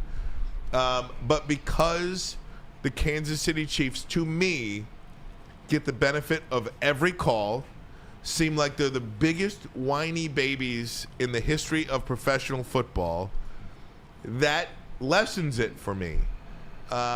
The Philadelphia Eagles, I've never thought much of. I think that Jalen Hurts is okay. I think he's an above-average quarterback. I think that coach is not very good, but he's been to 2 Super Bowls in 3 years, so I obviously don't know what I'm talking about. But Nick Sirianni does nothing for me. I think they got there because Howie Roseman drafted well defensively, and Saquon Barkley fell in their lap. So I just don't like Philadelphia. But I have made up my mind. I am going to root for Philadelphia, the Eagles, to win the Super Bowl. I just don't want Kansas City to win 3 in a row. I don't want to see history. I don't want to see Taylor Swift and Travis Kelce after the game. I don't want to see it. I'm over the storyline. And it's not like I don't squash love and all that stuff. I just don't want to see the Taylor Swift, Travis Kelce thing all over my TV. I don't know why it bugs me. It does. It's a fake relationship. It probably shouldn't bug me as much as it does. But Philadelphia, I'm yours for the next week. Fly, Armani, fly. I'll take fly, Eagles, fly. I'll take a page out of Maz's book. Look, I want the underdog to win. Like, Maz loves the underdog. That's why he loves March Madness and the brackets and picking, I forgot what the peacocks were, but I want the underdog to win, and it's just so happens to be Jalen Hurts. I think Jalen Hurts has a dynamic story, and the whole thing. I think the Eagles have a story. Nick Sirianni, Ryan, I don't like him either. He's kind of like Dabo Sweeney. It's like, Dabo, yeah, you won 2 national championships, but I don't really look at you like that. 100%. So I agree with you on that, but I want Jalen to win. I like that team. Shout out to BG, Brandon Graham. I would love for him to get a second one. I like the NFC over the AFC. Always have. I don't like people breaking records. So I don't want Patrick Mahomes to break that record. But then also, too, I can't wait to say I told you so. That's why I want the Eagles to win. Because once the Eagles win, I'm coming in and I'm like, I told you with the 6th pick who I would have took. But it's more than just Jalen Carter. That defense is a wrecking ball all the way around. He just happens to anchor it. But I think all the storylines, Jalen Hurts, we still think about the national championship. And I think a lot of what people view him as still stems from that. It's like, I don't think he's one of those guys. Remember he got benched during the national championship? Well, this would be a chance for him to right that wrong. You win the Super Bowl over Patrick Mahomes. I think the other thing kind of gets forgotten about. And then Saquon Barkley. Saquon Barkley. He deserves it for just showing that a perception is not necessarily the thing. Like, you look at Saquon Barkley on the outside end, it's like, oh, he's always hurt. He's this. He's probably a diva. He's not. Nah. He's really a great teammate. He works hard. He gives you everything he has, and he just wants to win. How many times because he had put himself in a position to break the record this year? And he was like, shoot, that's what the team wants. You know what I'm saying? I'm trying to get the Super Bowl. I think his story is like, there are some great players, some great athletes that care about way more than just cheese. They care about winning the Super Bowl. They care about hosting up some type of trophy. So you wrap all that up, I'm going with the Eagles. Yeah, Saquon, his story, I would love to see him win one just because of everything he's been through. He's done it the right way, coming from a garbage organization. Jalen Hurts, trash. You look at the Jalen Hurts story. They didn't believe in him right away. There were a lot of conversations about whether they wanted to trade him. He wasn't whether even he was the starting quarterback. Good point. The year they went to the Super Bowl in camp. Yep, right. There you go. So there are a lot, and I still got a lot of love for Big Play Slay, although he's on the opposing side now. But I just like seeing greatness, y'all. And Patrick Mahomes to go up there and three-peat, that instantly puts him in the conversation. Okay, it's him and Brady. There's no more Montana. Already. True. But for the old heads that still like to bring up Joe Montana, you still got a point. But Patrick Mahomes does this, it's instantly him and Brady now. And now you're picking straws as to, okay, well, Patrick Mahomes has had the best start of any player in any sport, period. But you look at the longevity of a Tom Brady and how he did it, the ways he did it. Is he better than Brady? I think that'll be the LeBron Jordan of this generation. And I want to see it, man. So I'm down. I'm rooting for the Chiefs, man. It killed me. I'm rooting for the Chiefs. Patrick Mahomes' worst finish as a starting quarterback in the NFL is losing in the AFC Championship game in overtime. He's never not gotten to the AFC Championship game. Yeah, it's crazy to think It's about. either the AFC Championship game, it's either Super Bowl win, Super Bowl loss, or AFC Championship loss. Insane. There is no. It's not like he never made the playoffs or didn't get to the AFC Championship. 7 years as a starter, 5 Super Bowls, 2 losses in overtime in the AFC Championship game. That is insane. And that overtime loss, that is why. 2 of them. Well, one of the overtime losses is why I defended the overtime rules. You know, everybody was complaining about Patrick Mahomes and Josh Allen. Oh, Josh Allen, he didn't get a chance, and that's not fair. That one they lost to the Bengals. Guess who won the toss and got the ball, Ryan? It was the Chiefs. Guess who threw an interception? It was the Chiefs. Guess who scored? It wasn't the Chiefs. So that's why 100%. But that was an electric game, and it proved you didn't have to get the ball first. I was going to say, guys, I really do have an interest in the Chiefs because it's like, you know, if you look at the receiving core, it's like the land of misfits toys.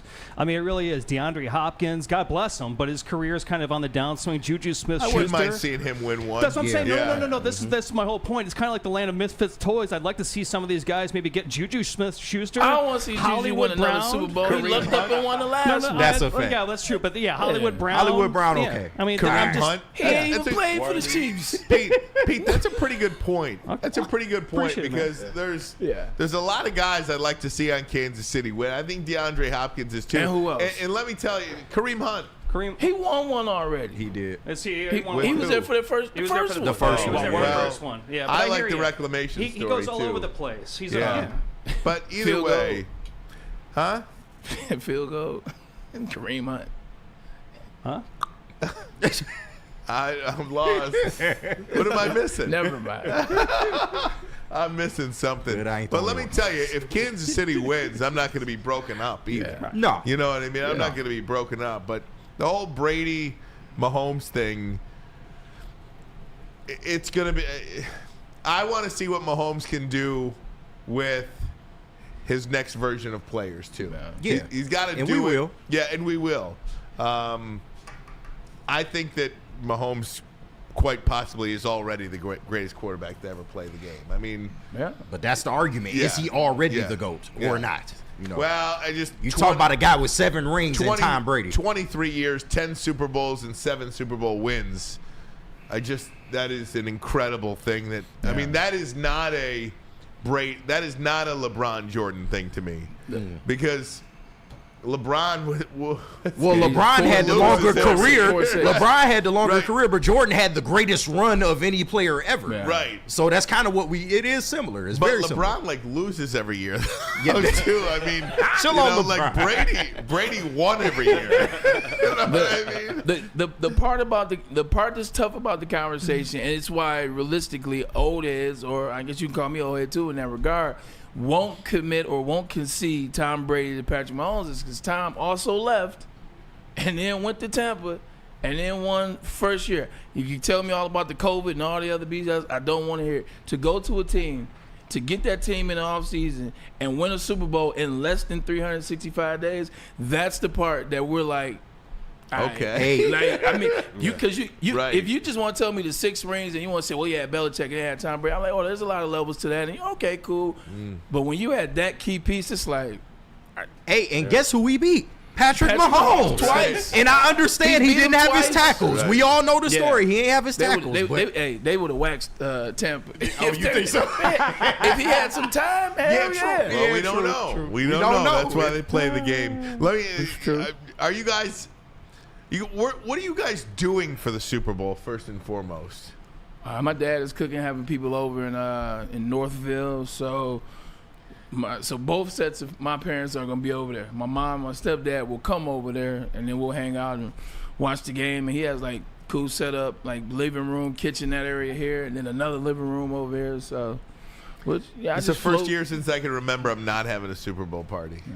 I just didn't have it in me. I'm going to a friend's house this year. Yeah, T-Foss had one last year. I'm not sure if he's throwing one this year, but I know they're doing the watch party at Hayes Social. So that's true. May just be around the guys, man, and ease in our pain of the Lions not being there. I definitely will mingle more than watch them. Like, obviously, I'm gonna be talking to my dad and some of his friends and my brothers and my mom and my girl. Like, so I'll be doing much more mingling. Like last year, everybody knew, don't say nothing to me. The year before that, that's how I've been. This year, I'm just like, You guys into the commercials? What commercials? They're not good anymore. A little bit. Fox sold a dozen 30-second commercials for a record $8 million each. That's double digit the number of commercials they've sold in the past. Meg Ryan and Billy Crystal will reunite for a When Harry Met Sally Super Bowl ad. Sydney Sweeney will be a surprise guest. The Clydesdales will be back for Budweiser. But you notice what you're saying? Like, the old school people. But that's what it is, right? No, I know. I agree. But that's what they are pulling from. I think the favorite commercial for me last year was Tyrion Lannister from Game of Thrones. Him and Morgan Freeman and Busta Rhymes. Remember they were rapping this song "Look at Me Now" to the Dorito commercial. Yeah, that's crazy. You remember that because to me that's the problem with the Super Bowl commercials. They aren't memorable. Right. Like, and they sell all these ads for all this amount of money, but I don't remember any of these commercials. Budweiser is, to me, collectively the best. I mean, the Clydesdales, obviously, but iconic. You know the what's up? Yeah. What are you doing? Watching the game, having a bud? What's up? The frogs. Did you say they're bringing back the dog? I don't know about you, but watching the Clydesdales, the horses. Yeah, watching the little person rap. Look at me now, just as fast as Buster. That was hilarious. That was hilarious. Little people, I think that's what they go by. Yeah, not the M word. Now I will say this hesitantly. Oh God. You'll have to walk me through it. I do not care about the halftime show at all. Understandable. That's fair. Yeah, understandable for you. That's fair. For you, understandable. Now, I consider the best halftime show of all time to be the Snoop Dogg Dr. Dre. Oh, really? That was like my childhood. I caught you off guard with that. That was like my every word, every song was like we were up, we were going nuts. Yeah.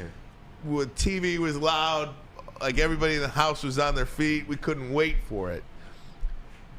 Shakira, J-Lo didn't do anything for me. Justin Timberlake didn't do anything for me. He was out of breath by the time he got to the stage. But I feel like at least I knew some songs. Right, true. Right. Like I don't know anything from Kendrick Lamar. Are you gonna know not like Do you us? think I'll know the number one song of the year where he was going off on Drake, Not Like Us. You know if you heard. Yeah, I mean that was that beef, right? Yeah. That was true. That beef that the two gentlemen had. I remember this one time. That was this beef that the two gentlemen had. They were going back and forth. Love you, Ryan. You was the best, man. I like you. I appreciate you because you not forcing it though. Like you actually you being real about it. I'm just trying. Those two individuals. The two individuals who were they use some going profane back and forth language on as their well. social media. I think there was something about it. It is the cultural significance of the diss track being performed on the biggest stage. But why it's going to be big. What should I look for? What am I looking for? What would you tell a guy like me who is not interested? Visual. Huh? Yes. Visual. Kendrick Lamar is very visually stimulating. Pause, if I have to. Visually stimulating, like what the cadences he uses, the clothes that he uses, the style that he uses, the lights, like everything has a meaning in his shows. So, if anything, look for a great performance in that regard. The whole of it all, maybe not necessarily the genre, but I say the visuality of it all. He's gonna put on a performance. Like it's gonna be something to. At least to be honest, at least I think so. Absolutely. Yeah, a lot of people think it's just going to be about the diss track. It's not. He might get the hook off on that diss track, and that's it. I don't think they. He's got a song with Taylor Swift. That's true. I'm just throwing it out. I doubt that they actually let him get up there and say the P word about. First of all, Kendrick. the pedo. Yeah, I doubt they let him drop that line. But Kendrick, it's about the message. Messaging.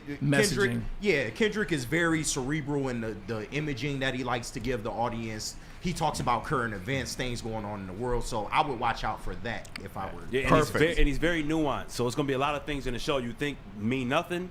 And you'll watch a video later on Instagram. They'll be like, "Oh, this is he quoted from 1942." Yeah. See, I'm all in. I want to be the cool guy. You'll be entertained. I want to be the cool guy at the party. Be like, see, look for this. Right. But I do have to say this though, with Kendrick this year, with bless you, Kenny, excuse me, Pete, with Usher last year, and with Snoop, Dr. Dre, and all that the year before.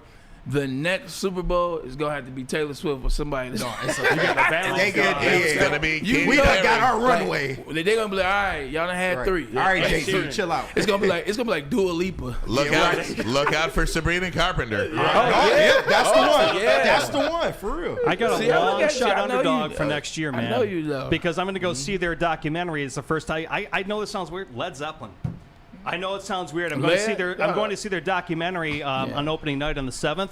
I wonder if they're going to announce a 1-year reunion tour. I could just see Led Zeppelin doing like. What about Journey? It's in San Francisco next year. What about Journey? There you go. Right, so here you go. I can shut all that down right now. The NFL is all about new and current. Like all that old stuff that they used to do with Stevie Wonder and all those like things. the Rolling Stones? Rolling Stones, they don't want that no more. They want new. They want trendy. They want catchy because they want to catch right. you. So like the older players, you're not going to see that. Yeah. Like you're not going to see that for a long time unless it's just somebody that just, I don't know, Celine Dion or something like that. But even her, they wouldn't allow. No, not Celine. Guys, we just started talking today, and I I got this whole plan. And we just started talking today, and I can't believe we've talked this long without talking about the Detroit Tigers and the signing of Jack Flaherty that they had yesterday. We're going to do that next. Called it. Of course. Called it. We'll do that next. But first, the message from Soaring Eagle. Absolutely, everybody. Football's big game is right around the corner. Make sure you're ready to get the most out of your favorite sports with the best sports book made in Michigan for Michigan from Soaring Eagle Casino and Resort. Fund your online account with cash. No need to link a credit card no need to link to a credit card or bank account, and get a 100% deposit match up to $1,000 and 50 free spins. Visit playeagle.com and download the Eagle and Casino Sports app today. Look for Eagle Casino and Sports for Android and Apple users. Ricky, have you heard of a long drink? The gin-based cocktail. We've got one made right here in Michigan. Made with all natural ingredients for better flavor. Taller, the Dutch long drink from New Holland Brewery Company is shoulders above the rest. Made, I have no idea what that means. Made from New Holland small batch gin, 100% real grapefruit puree for a fresh and delicious flavor. Taller is your local long drink. No one gives away more cash and prizes than Woodward Sports. You don't believe us? Here's our latest $10,000 winner. You guys posted, hey, if you guess all this stuff right, we'll give it's $10,000. I'm like, okay, well, why the hell not? And the winning doesn't stop there. How about our Outkick Your Coverage winner? Let's give it up for David Tully, everybody. David Tully. This guy's got a hot girl. Bigger prizes, bigger giveaways, cash, merch, tickets, and more. All from the biggest sports network in Detroit. No one does it bigger and better than Woodward Sports. Make sure you're following, liking, subscribing on Instagram, Facebook, X, and YouTube for your chances to share in the winning. From Detroit's #1 sports network, Woodward Sports. Stop searching for a vehicle and start finding one. Les Stanford Chevrolet Cadillac makes it easy. We harness the power of multiple dealerships and own the biggest selection of GM brands in the area to get you the car you need. With the Les Stanford Group, you'll have access to 4 different dealerships, providing you with more makes, more models, and more choices. We're connected to more than 1,000 vehicles, and with so many high-quality CPO vehicles available, you'll find new car quality at pre-owned prices. You can start and end your search at lesstanford.com today. A network for the city, by the city. Woodward Sports is Detroit Sports. How do people feel about getting a Planet Fitness membership for $15 a month? How do they like working out in the clean and spacious gym that's filled with equipment for every workout? And how about free fitness training in the judgment-free zone that leaves them feeling energized all day long? Join Planet Fitness today with the free PF app, online or in club, and start getting that big fitness energy for $15 a month. The most talked about Detroit media by other Detroit media, and we love it. It's the Woodward Sports Network. Walk into any Lady Jane's Haircuts for Men today. Open 7 days a week. Sit back, relax, and enjoy precision haircut, scalp massage, hot leather neck shave, and hot towel treatment from one of our talented stylists. Step up your game this season and take advantage of our $20 haircut special. Scan the QR code and get your coupon today. Lady Jane's Haircuts for Men, the ultimate haircut experience. Open 7 days a week. Walk-ins always welcome. Lady Jane's Haircuts for Men, it's wicked awesome. A ton of fun, a ton of sports, and a ton of man meat. Welcome to the Woodward Heavyweights, live daily 5 to 7 p.m. on Woodward Sports. Well, the big game requires a big party. Woodward Sports live watch party at Hayes Social. Come watch the game with the crew on 3 17-foot TV screens. Book your table today before they're gone. 586-247-2223 is the phone number. Great food, drink specials, and the best big game party around Hayes Social at 21 Mile and Hayes in Shelby Township. Brought to you by 1800 Tequila, Sabbath Coffee Roaster, Siroki's Crispy Chicken and Pizza, and New Holland Brewing Company. Gentlemen. What? You have no sense, man. You have no sense. I was just messing around on Twitter and I saw X. I like to be accurate about calling things. X. X. Yeah, it was definitely interesting. That Bianca it's crazy. It's just incredible. But I feel never like seen anything like it. Now she took it to a different level, of course. Like she was naked She always with the sheer. is like that, though. But naked was the theme of last night. There was a lot of individuals that was naked. And even J-Lo's dressed, like, although extremely well crafted, whatever, like her show, like, you can get in that line, like, good call from you, everybody. But I mean, that is the style now in terms even of on like, stage, the one girl that won Artist of the Year, Guthrie or whatever her name was, she went up there and was in a bathing suit. Yeah, celebrity women, they are in the line of, showing more body. But the thing with Bianca is like, it's just almost like a sex doll. It's just straight. There's no artism. There's no art to it. There's no, you're right.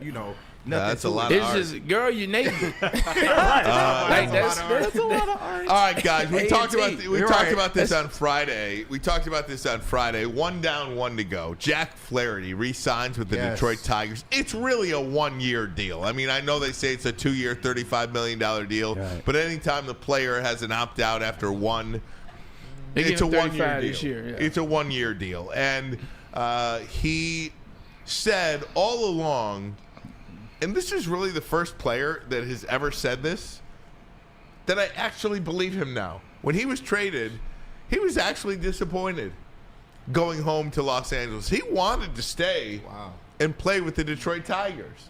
He loved his time here in Detroit. He loved Chris Fetter. He loved A.J. Hinch. He loved his teammates. And he proved it by re-signing here in Detroit. Talked about the Tigers specifically all off-season long. Yeah. And, man, this is a player you can get behind, man. This is a player you can get behind. He makes this Tigers rotation among the best in the American League. And now you got to go out and this might not be up to the Tigers. This could be Bregman dragging his feet. But if you get Alex Bregman, I said it on Friday, I'll say it again, I think you're the favorite in the American League. Yeah, the thing I like about this, too, is, he's gone out with the Dodgers. They won the World Series, and now what's going to happen is he's going to bring back that.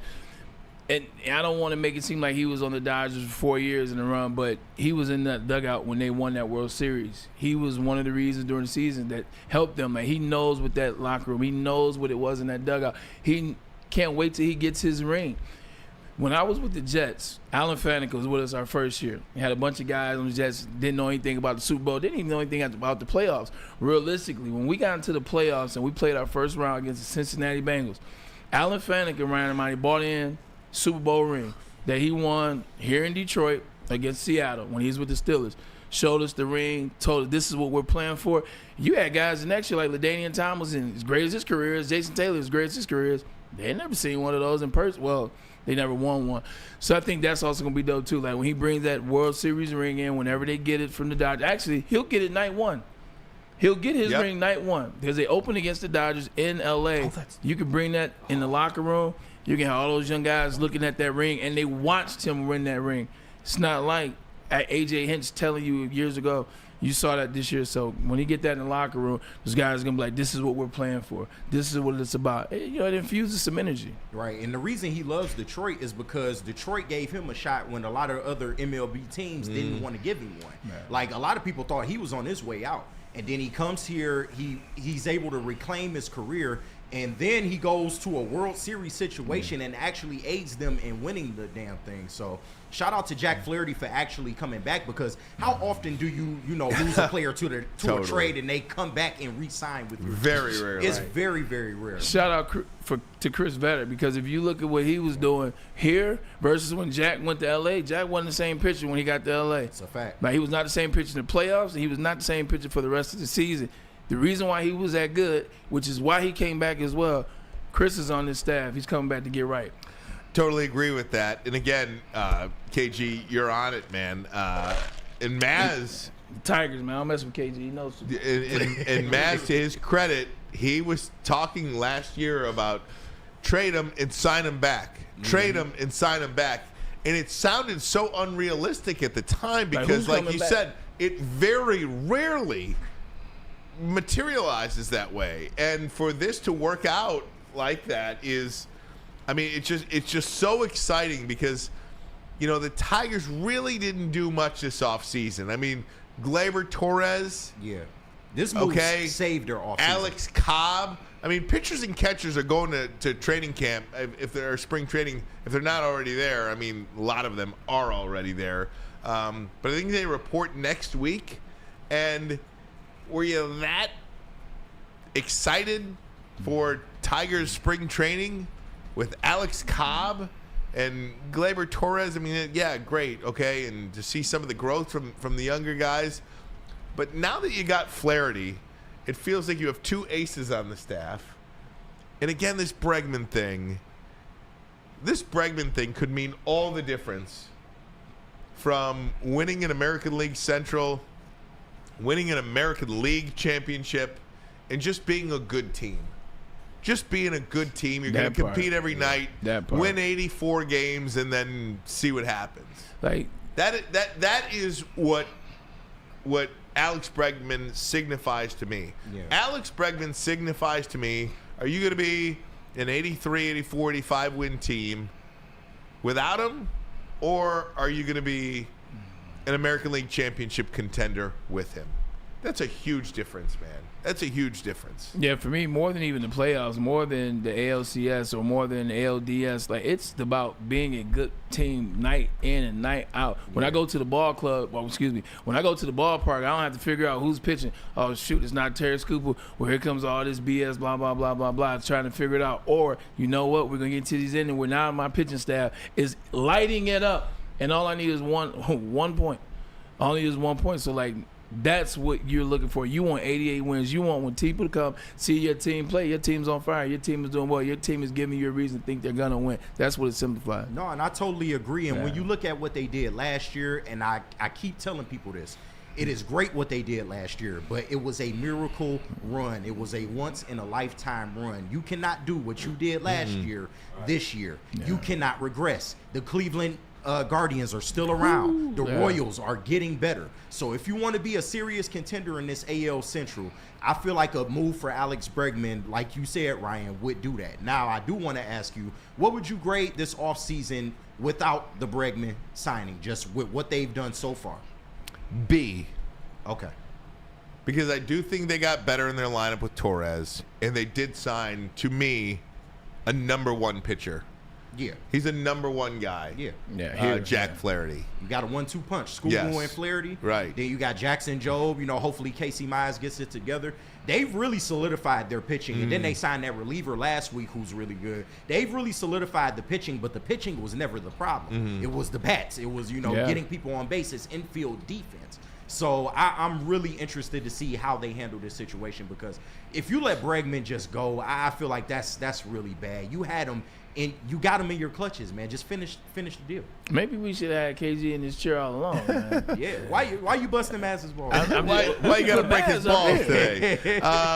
Why in ESPN.com today? Why the Tigers should sign him? Young Tigers could benefit from Bregman's leadership and winning ways, not to mention his bat, given that they ranked 20th in the majors in runs scored in 2024, and the pre-2024 version of Bregman would provide some on-base skills much needed for the Tigers. They have a payroll to bring in Bregman. Tigers ranked 28th in payroll last season and aren't much higher after a slow off season during which they signed Alex Cobb, Gleyber Torres, and Tommy Canley to one-year deals, and now Jack Flaherty to essentially a one-year deal. Detroit third baseman hit .234 with 11 home runs in 2024, and although Jace Young is a decent prospect, he's hardly the reason not to sign Bregman. Just solidify the position. Yeah. That's all we want. You kind of did that when you signed Gleyber Torres. He goes the second. Cole Keith probably goes the first, so that eliminates Torque being an everyday guy. Why not solidify that third base position? Well, that is the question, KG. That is a question. So we'll see what happens there, and we'll keep an eye on it. And today is a great day to sign Alex Bregman. I think so. No, I'm laughing. I'm sorry. I was just laughing. Like, they're so disrespectful in professional sports. Like, Max Christie was doing an interview, and they're interviewing him about traded. They took his nameplate off as he's doing the interview. Oh my God! Oh God! Like, So he's legitimately funny. doing an interview, So funny. and you just see like a white hand reaching just behind his head. His old Christie just disappeared. That's crazy. Like, That's a $32 million player you're talking about. That's right. Man, finish the interview. Jesus Christ. Hey, I don't want this day to end without us talking about the Detroit Red Wings. Won in Vancouver last night in overtime. They get the OT win. The Detroit Red Wings, believe it or not, ladies and gentlemen, have won 6 in a row. They are the hottest team in the NHL. Only the Winnipeg Jets have won 6 in a row currently. So the Red Wings are tied with the longest streak in hockey right now. They have pulled to the number 1 wild card spot. Unreal. It is incredible what Todd McClellan has done for this organization. Shout out to the Detroit sports team. I don't want to disrespect the Red Wings by lumping the other teams in here. They deserve all the credit in the world. Stevie Y, you went and got your guy. You made a move. A lot of people didn't want Lalone. You got rid of him, and you put a guy in that's reinvigorated this team. Shout out to the Detroit sports fan base, though. Shout out to the Detroit sports teams. Like, we've been complaining for the better part of however long, and then the Lions figured it out along the way 3 years ago, and now you really support it. Now we're dialing into the Lions. Complaining about the Pistons. Oh, it never happened. Man, I don't trust these Tigers as far as I can throw them. Man, the Red Wings, Stevie Y has been here 6 years. When his eyes are playing going to kick in? Seems like Detroit is starting to find its way again in the world of sports, man. It's exciting to see. It's exciting to be a part of being downtown. And now you got this game going on, that game going on. The energy is down. People are like missing and meshing. So when your teams are rocking and rolling, it makes it that much more fun living in that city. So shout out to the teams for putting on. Like, the city have been complaining, rightfully so. And you guys answered the bell. So, what's up, Ricky? Are these the fastest turnarounds you've ever seen? Because the coach of the Red Wings, that's just crazy. I don't think I've ever seen anything. Are these the fastest turnarounds you've ever seen in just a sweep of sports? Say Detroit is legit this year, which I believe they are. You're talking about a city that's been struggling for the better part of 25 years in sports. They essentially turned it around in, say, 6 years, because Iserman started 6 years ago. 15 years. Okay, 15 years. Yeah. Well, they've turned it around in 6 years, and if you just want to say one team, they've turned around 3 years. Yeah. And I'd say they turned it around in 4 weeks. 5 weeks. Right. Very true. You know what I mean? Yeah. And if you look at the Pistons, this is a team that won 14 games last year. Yeah. Right? I mean, this Pistons team, like, I wasn't really that excited about Tobias Harris, Tim Hardaway Jr. Even when they got Malik Beasley, I was like, okay, they got Beasley. Let's see what Cade can do. Let's see who this player is. Let's see what Jaden Ivey can do. And I hate that Ivey is out hurt. Yeah, I know. But this is an incredible turnaround. You're absolutely right about that, Ricky. This is quick, and it's absolutely fun to watch. So Red Wings off until tomorrow. They'll play in Seattle against the Kraken. I still have a hard time saying that. Pistons at home tonight. They will take on the Atlanta Hawks. That's a dub? That's a dub. I'm calling it. Atlanta. They ain't what they used to be. No, I'm trying to think. I think I was watching. Atlanta beat them once this year, I think, already. They didn't. They beat them. Pistons beat them twice. Yeah, Pistons beat them. Yeah. Okay. That's what I was trying to think. Stand corrected. Yeah, they suck. Get you. All right, Bray, get us out of here, buddy. In the words of the great Jackie Moon, ELE, everybody love everybody. Appreciate you guys for tuning into the show on a great Monday. We got more for you this week, so you just buckle up. It's going to be a fun ride. Ricky, great to have you in. First day, good to see you. Great job, Ricky. Can I stay? Like your shirt says, man, you was locked in, man. Hey, it's a lot. So I can stay? Pete, appreciate you, brother. Appreciate you as Good always, to have Bray. you here. And then Ryan and Monty, my brother from another mother, love you. We will see you guys Monday. Yeah, KG. Great work by you. Great guys. job, My guys. apologies. I was waiting on it. I'm like, you just gonna skip over the brother, right? Come on, I got Braylon. one brother. You know, it's only a two-brother quota, man. See, you trying to get rid of me. I don't appreciate that. You just trying to Nobody trying to get rid of you. We love you guys. We'll see you tomorrow. We out.